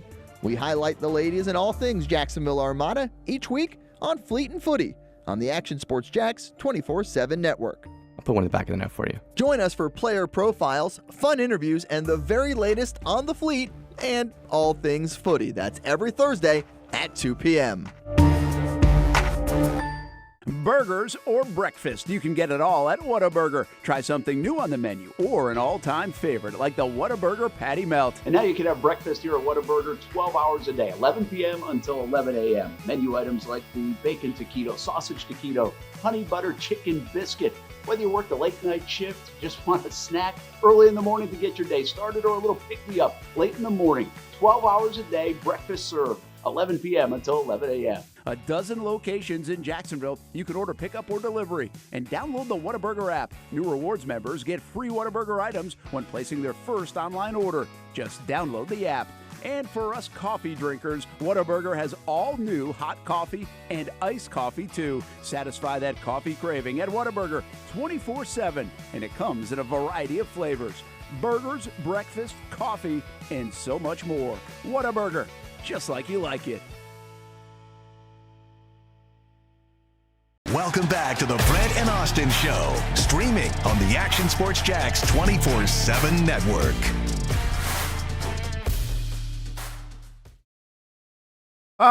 Here we go. Weekend spreads presented by Mason's Famous Lobster Rolls, masonslobster.com. Check them out Fernandina Beach if you're up that way, especially around the Christmas holiday time. It's always a good place to go spend some time with the family if you're looking for something to do, and you can stop by Mason's Famous Lobster Rolls. And also in the town center. That's another place that's usually busy around the holiday time. So I would think business is probably going to pick up a little bit there in both locations. Brent Martineau, Austen Lane, Jason Hamby, taking until 1 o'clock here on the Action Sports Jacks 24/7 network. And we've got our weekend spreads. We're going with 3 college football games and 3 NFL games, and we need a big week. We've been bad. We have been bad lately. We haven't had a winning record in a month. Yeah, our good mark is like 3-3. Yeah, we had 2 3-3s, a 2-4, and a 1-5 burger. Yikes! All right, what you got? Who's going first? I guess leader. Oh. I don't know. Since it's a push, right? Yeah, we pushed. You guys last go week. first. So we go first again. Okay. Me and Casey sent me his picks, and I can already tell we're going to be disagreeing a lot. So, dear. that's going to be an issue. But the one that we do agree on, we're definitely going to be taking Bama at -5.5 against Oklahoma. Okay. Yeah, this is one where I think people, Bama should take care of business, but at the same time, if Oklahoma can get that special defense that they've shown a couple of times this year, it could be different. Where I think this is the best pass rush that Bama has faced, and the only struggle, like Bama can't run the football. Like their offense is all passing. And against Georgia, it didn't matter because it didn't, if it was 3rd and 8, they were converting every time because Georgia can't pass rush this year, much like the Jacksonville Jaguars. But Oklahoma can, and they can stop the run. So I think that's why this line is 6.5. They're keeping it with 1 score, or 5.5, excuse me. I still think Bama will get it done by 1 touchdown. All that? I thought he was going Oklahoma. All of that. Sometimes I like to just explain why I think the line is there for those who haven't. That's fair. Heard about this game yet? Brent, Yeah, I feel like this could be a tight game through 3 quarters, and then Bama's going to pull away and probably. I like you. We're going with Bama too. Sports Office has Bama as well. Next game, we're up first. This is the next Florida Gators football coach, Lincoln Riley. 6.5 point favorites against Iowa, who just took Oregon to the brink, 18-16. But that was at home for Iowa. Now they're on the road. USC still has a lot to play for. They do. What do you like? Are they tough enough? They tough enough to play with Iowa? They can score, but they don't score a ton. Right. They have the better quarterback. I don't know, man. 6.5 seems like a lot in a game that doesn't feel like it's going to end up in the 30s for sure, right? Yeah. I don't know if Iowa can score on the road, though. You like USC? I think I do. All right. We'll blame Hamby. USC. I liked USC a lot, too. Casey likes Iowa. I give Casey 1 game over me. And then, like I said, there's a couple of them that he picked over me.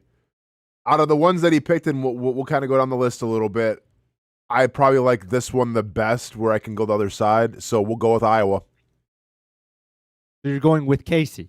Yeah. Well, okay. This is the one that Casey gets. All right. Casey gets 1 Yep. where I'll concede and be a team player, and this is the one. Okay. Sports Office says USC as well. All right. Game picker upper. Good chance. All right. Texas, Georgia, Austin. Texas all day. Why? Noah just checked in and said, dumb pick on USC, Hamby. He said that to you. He's an Iowa shots. Okay, there it is. I will be honest, though. I feel like there's one game, and I can't remember like last time this happened, where Iowa goes to the West Coast and doesn't go well for them. Really? Yeah, but I'm taking Iowa. Why? Because I think right now Texas is kind of – this isn't the old Texas that we're accustomed to. I think they've kind of found something the past couple of games. I think they found a new confidence. I think Arch Manning is playing better. Steve Sarkisian's looking better in his suits. Just there's a swagger that I feel like – Huh? You don't like it? I didn't like that. I wasn't mad about it. I mean, it was tan on tan. Yeah. Tan on taupe, like maybe? Ugly brown. Yeah, but I don't know. He was owning it. You know, it's the Joe Burrow effect. Doesn't matter what you're wearing. How do you own it? I think Sarkisian was owning it. So I don't think he's going to be intimidated by some hedges. Let's go and take the Longhorns. I know what we're doing. Yeah, you do. 5.5? Brent, this team, Texas, is not better than Alabama. Well, and me and Hamby had this conversation before the show started. I think this game could be a nail biter. It can go either way. I think 5.5 is too much. Yeah, I think this is another one where Georgia will pull away late in the fourth quarter. Say it, Hamby. Yep. And look, I want to be very clear. I think Arch Manning is good, and he has gotten so much better. I mean, if you watch just the last 3 games, he's been standing in the pocket. Texas' O-line is not good. They're bad. And he's been standing in the pocket and ripping darts all across the field in the face of pressure. Yep. He deserves a ton of credit. But he's not the best quarterback in this football game. It's Gunnar Stockton. Give me the Dogs by 10. Take the overs. Take the overs on Arch Manning. This happens every single week. Last week, it was Drake May and the Patriots against the Falcons. What happened with that one, Hamby? Oh, yeah. Sports Office has Texas, Brent. Yeah, I thought Hamby was about to set us up. Just to be clear, I'm not saying this as a Georgia fan. That's where I thought he was going. Same, yeah. All right, Hamby. I like the way you're thinking about the Bama stuff as well. And I was impressed with Georgia last week. And the one thing about Kirby Smart, you figure his teams are going to keep getting better and better as they go. And he owns Sark. All right, shut up, Hamby. You don't have to keep telling me. I'm trying to get on your side, talk myself into it. Keep reiterating it because it's always every single week he does this. Every week. You think he would learn his lesson? It's unreal. You think he would learn? All right. They cover? They just didn't cover.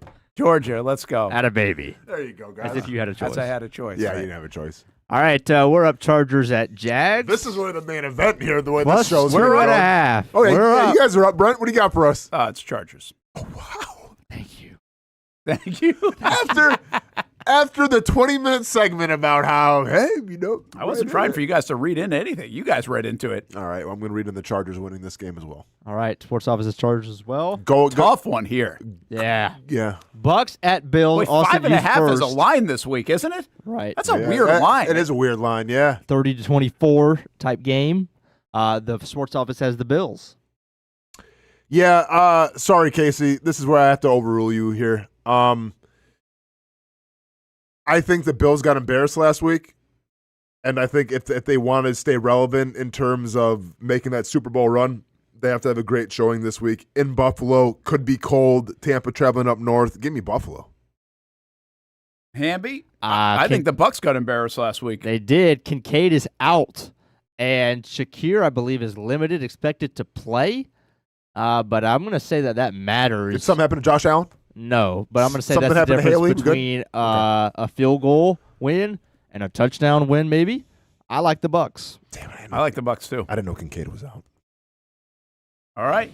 And then the Chiefs-Broncos. Hang on, what does the Sports Office have? They had the Bills for that one. Okay, that's right. And And pick they Harper have for us. the Broncos for this one. Chiefs-Broncos. I like going against the Sports Office on this one, kind of. Yeah, I don't like the Broncos here.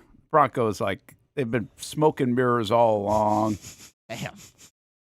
Brent's not a big Sean Payton guy. Yeah, I just feel like this has a feel of a statement game for the Chiefs. And a lot on the road, though, I will say, against a really good defense. I'm still going with it. I think the Chiefs are going to win. They'll win by at least 4. All right, I'm feeling good about this week. Yeah, I mean, correct me if I'm wrong. Was the Chiefs bye week not last week? I think it was. Yeah, Chiefs. And they don't lose. Hey, Chiefs. Good call. Yeah. Is that what Casey had? Who cares? Yeah. Casey had the Chiefs as well. Okay. So we disagreed on Georgia and Texas. We disagreed on the Bucks, and we disagreed with Iowa USC. Casey knows what's up about Georgia. He's tired of sleeping on them.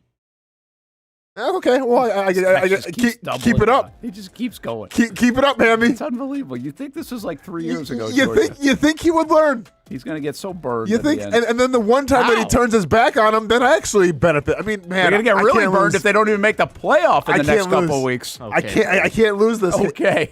Buddy. He's too confident, man. Oh, wait I till you wish see the hard someday I rock could bets. be this confident about the Jaguars, man. I just hope for that day before I die that I could be like that confident about the Jags. 15-minute self-fulfilling TED Talks about why they're going to win. That's the way Chiefs fans are. I know that. Like you're in the true. You know? True. Yeah. We'll be back. We get our weekend wagers up next. Happy's about to get more upset with my wagers. No teams to hide behind here. All on our own. And Casey trying to get on the board. We'll do that when we come back.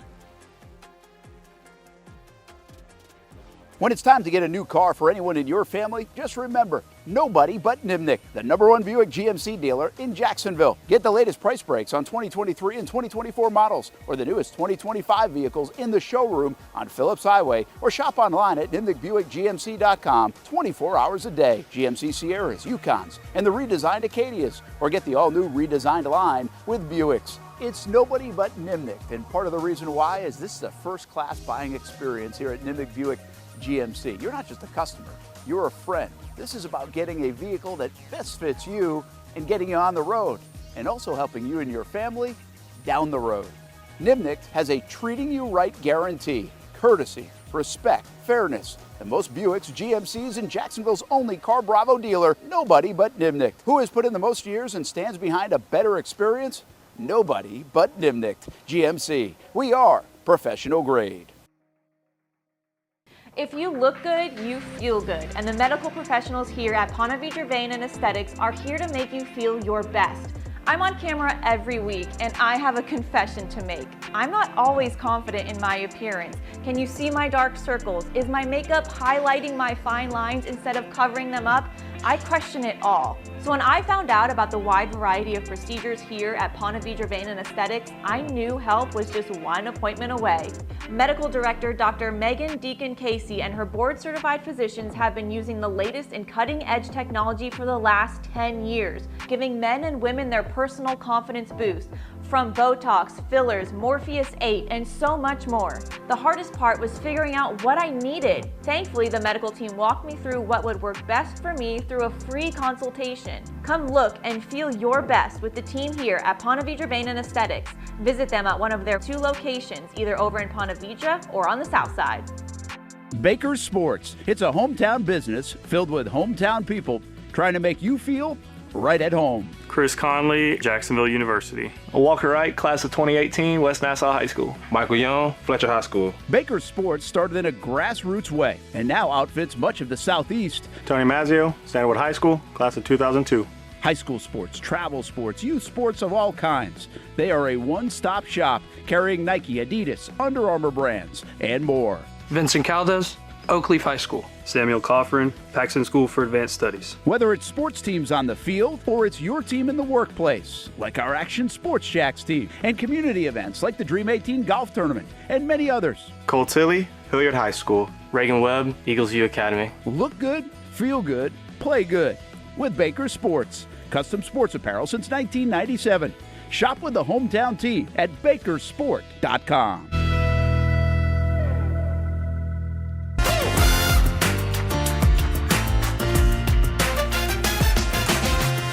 Empower a future, inspire a dream. It's a bold but simple mission for the Jacksonville Police Athletic League known as Jax PAL. Help the next generation of kids in Jacksonville shape a brighter future. Their after-school programs, teenage leadership programs. There's community outreach. It's been just an awesome opportunity to be out here with my colleagues and do something good for the community. It's really been an interesting opportunity to just see everybody work together in a way that we don't normally in the office. And there's sports.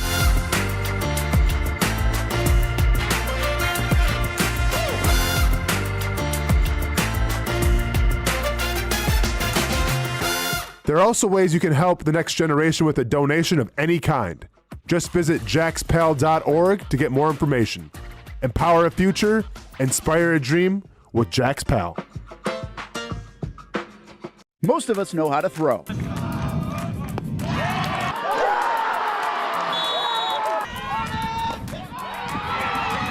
But you need to know what to throw. I'm not talking about footballs, baseballs, softballs. We're talking about those items you need to recycle. Republic Services explains it easy. Recycling simplified. 1.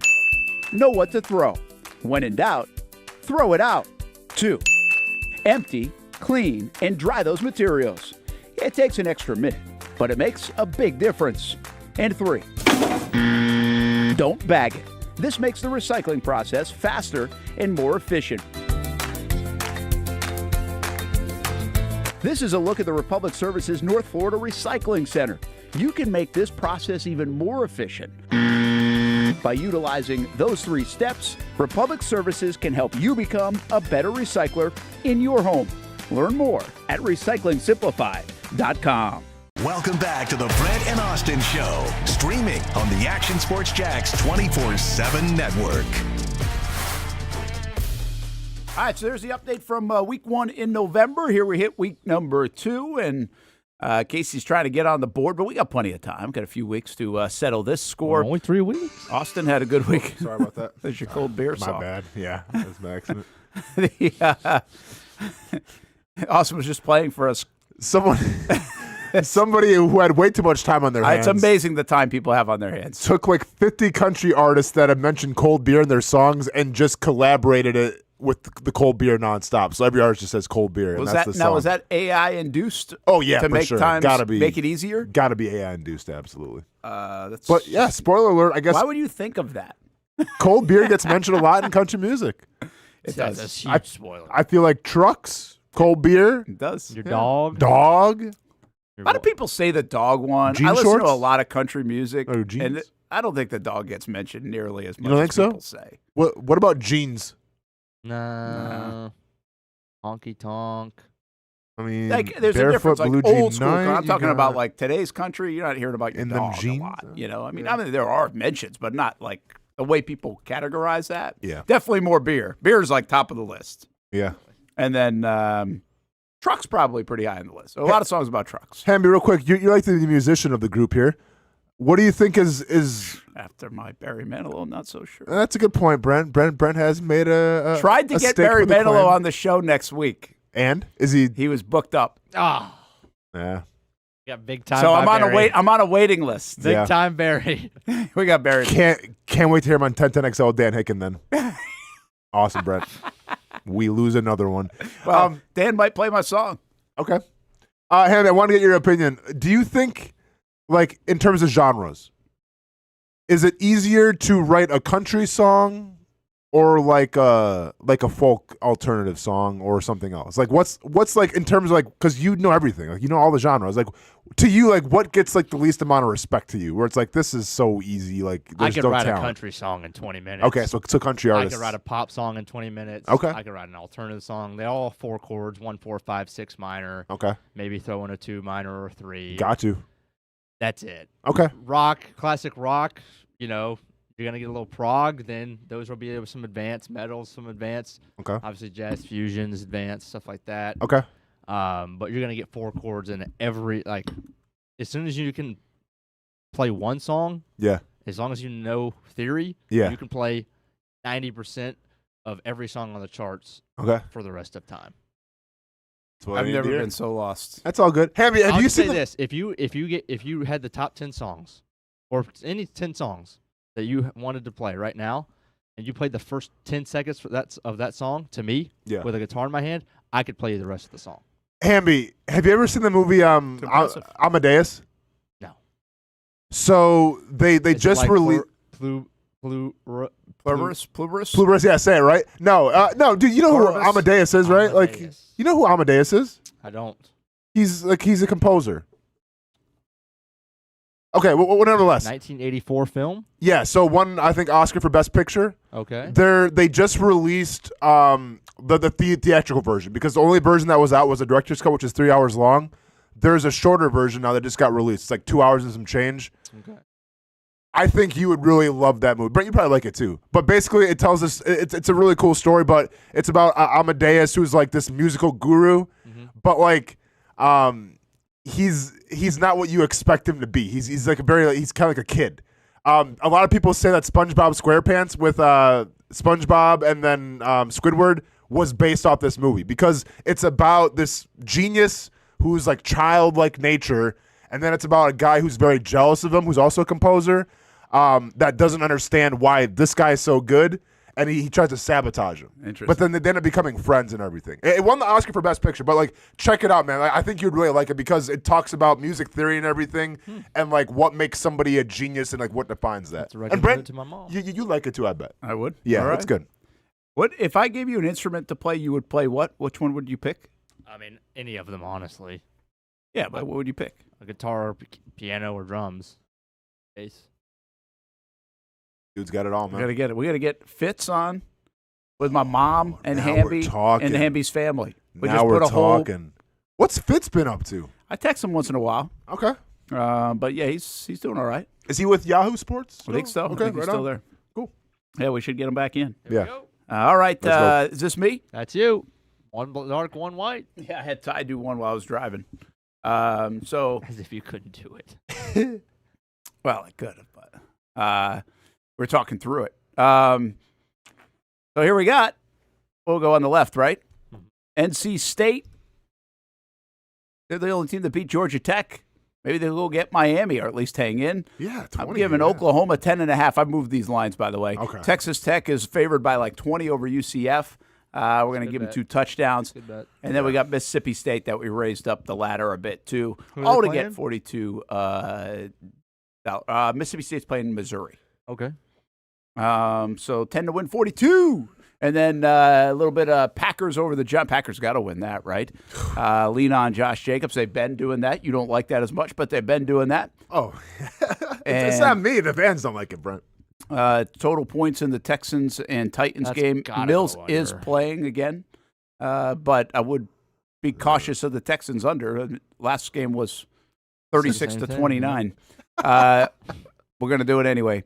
Over what do I got? The Bengals and the Steelers there? Bengals, geez, should take the over. And obviously lower the points there.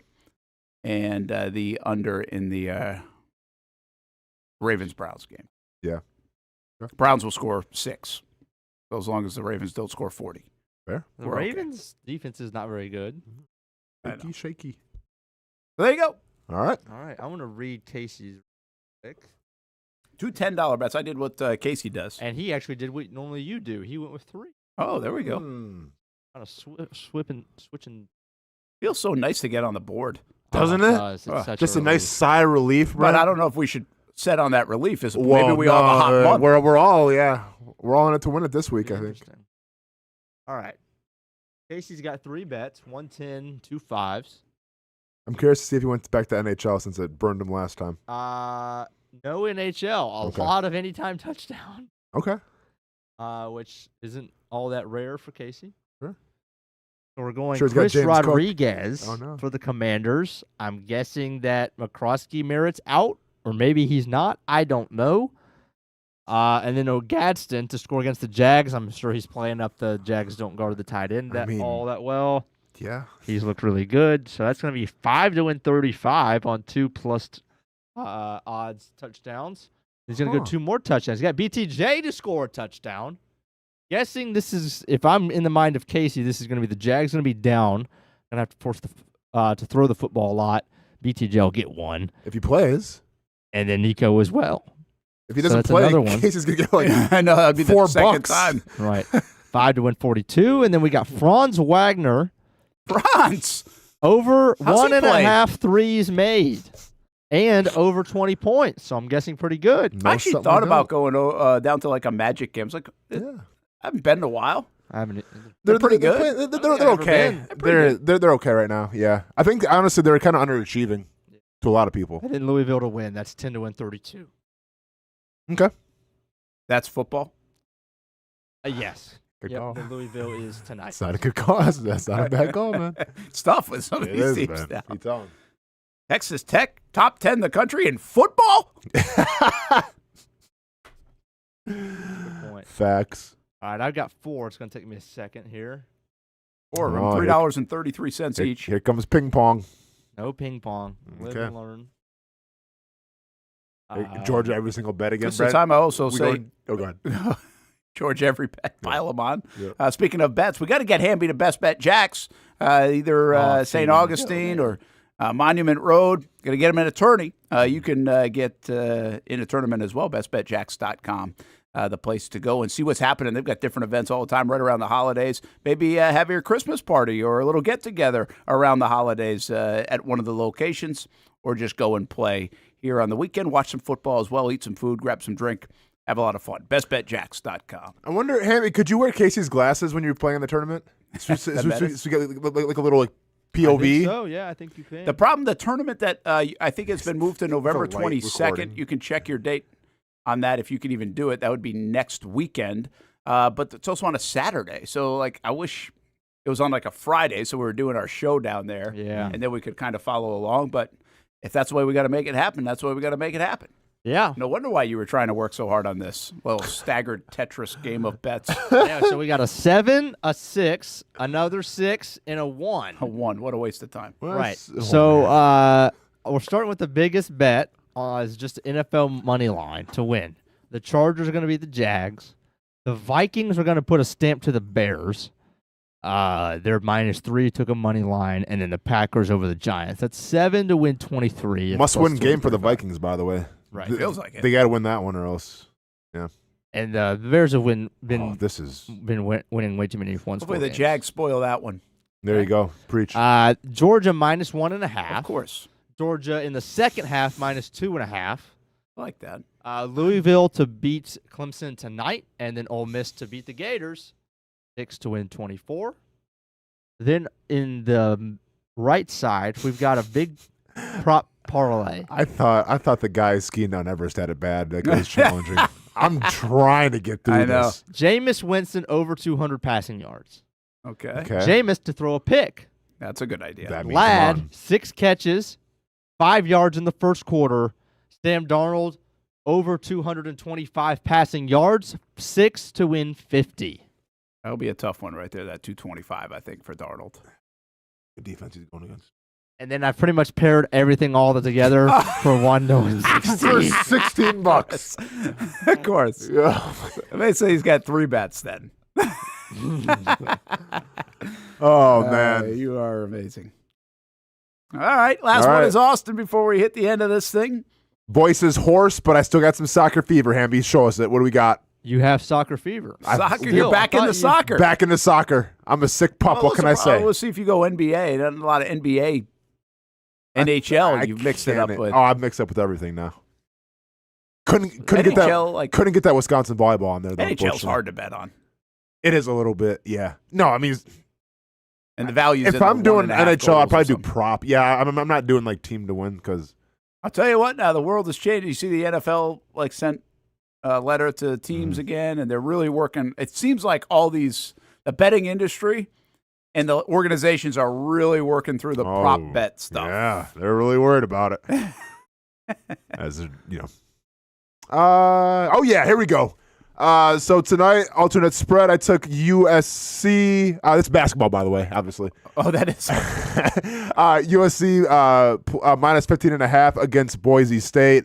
I mean, I'm not gonna lie. USC is playing really good, and then Boise State. I didn't know they actually still play basketball there. Soccer, got that fever. Little hoarse. Somebody get me some Tylenol. Love Slovakia because here's the thing. I didn't know Northern Ireland was actually like its own separate thing. Yes, it is. Honestly, like there's Ireland in the World Cup qualifying. I didn't know so I assume this would be like you got Jacksonville and there's like Middleburg, right? Like this is it's Slovakia, like Florida, and Key West. A proper belter. Whatever, man. You have the proud, Slovakians playing on Key West. Go and give me Slovakia. And that game, check your local listings. Will be starting up here in 10 minutes. Tip-off time starts in about 10 minutes. And then I got Oregon tonight, too. I adjusted the spread a little bit, but got to look out for my son. Give me Oregon -17.5 against Minnesota at Oregon. Soccer, basketball, and college football. That's a mix. It doesn't rain in Austen Stadium. Let's put that to the test again. It better not rain again. I'll be pissed. Next, then we're going Saturday special. Trademark it. Under 12.5 for UCF. Offensive line for UCF, not good. Texas Tech. It's a good bet, unfortunately. Texas Tech might have the best defensive line in all in college football. I can't see how UCF is going to actually score 12.5 points. I like Bama against Oklahoma. That's just straight up -5.5. And then, the bottom one speaks for itself. Just lighting money on fire. Go ahead and marinate on that one for a little bit. $5 is going to net you $50. That's a cool plus 190 right there coming back at you for Longhorns fans. Abe Lincoln, I could have done better with that. Yeah. Next, then we're going to our Sunday slate, and we got Washington taking on Miami. If you watch anything with Washington, they cannot stop the one receiver. It was yardage, which was like 75, 76 or something, but Tua's throwing the football, so I'll go ahead and just take the over in receptions. I got Nico playing at a very high level right now against the Tennessee Titans team that they are who they are. So give me over 68.5 for Nico. Over 1.5 passing touchdowns for Patrick Mahomes simply because, hey, it's after a bye week and he's going to have them ready to play, and they can't really run the football either. And then I just have Jaylen Warren getting a touchdown against the Bengals because, well, it's the Bengals. You got some big hits there. 5 times, 10 times, 10 times. Oh, yeah. And by the way, that Sunday slate, that's a close the door behind you kind of bet. You know what I'm saying? Like this, there might be like a little light open still. Now let's go ahead and slam that door saying no one's going to catch me this week. I can appreciate that. Go Northern Ireland. Have a good weekend, everybody. Again, we've got the Whataburger Game of the Week See you tonight. at the bank. Farrah Friday Night Zone Blitz. UNF Ospreys tomorrow at 2 o'clock right here on the network. Audio only. We'll have the call and then a little visual presence, too, for that one. We're trying something new. Iceman play tomorrow night at 7, and then full Jags coverage all the way on Sunday, including post-game coverage right here on the network with me, O'Brien, at 9 o'clock. Have a great weekend. We'll see you down at the bank on Sunday. If you don't see a pit, it ain't legit. When you hear that, you think Bono's Pit Barbecue, a staple in Northeast Florida now for 75 years. A place that feels like home with friendly service, a meeting place for friends, family, or business occasions. On the menu, the corn nuggets are a favorite in our house, but there's something for everyone. Sandwiches, platters, salads, sides, desserts, and family feasts. You see Bono's all over the place in Northeast Florida. You know, there are almost 20 locations in the Jacksonville area now, so stop on by, sit down, and dine in with Bono's. You can also take it to go. There are drive-thrus in many of the locations, and they have delivery options too. Just download the Bono's app to make things easy. I signed up for the loyalty program, and you can too, to get special offers. If Jacksonville is home, few things feel more Jacksonville than Bono's Pit Barbecue. Celebrate 75 years and many more to come. Bono's Pit Barbecue. If you don't see a pit, it ain't legit. People helping people. It's at the core of what Alive Credit Union is all about, and it's been that way for over 70 years. From the start in 1954 to today, the mission remains to inspire financial wellness and give you a financially fit lifestyle. Alive Credit Union and its employees are committed to not only serving their valued members, but also our community here in Northeast Florida. I had a chance to see that commitment firsthand as Alive partnered with our Action Sports Jacks 24/7 team to bring you Armada men's and women's soccer broadcasts. Inside the 18, it is a shot, and it's a goal! Chloe Chivers! And that connection to the community continues with Alive Credit Union's support of the Police Athletic League of Jacksonville. Alive Credit Union's commitment to our community also involves serving the financial needs of all first responders through the recent merger partnership with City and Police Federal Credit Union. Join the community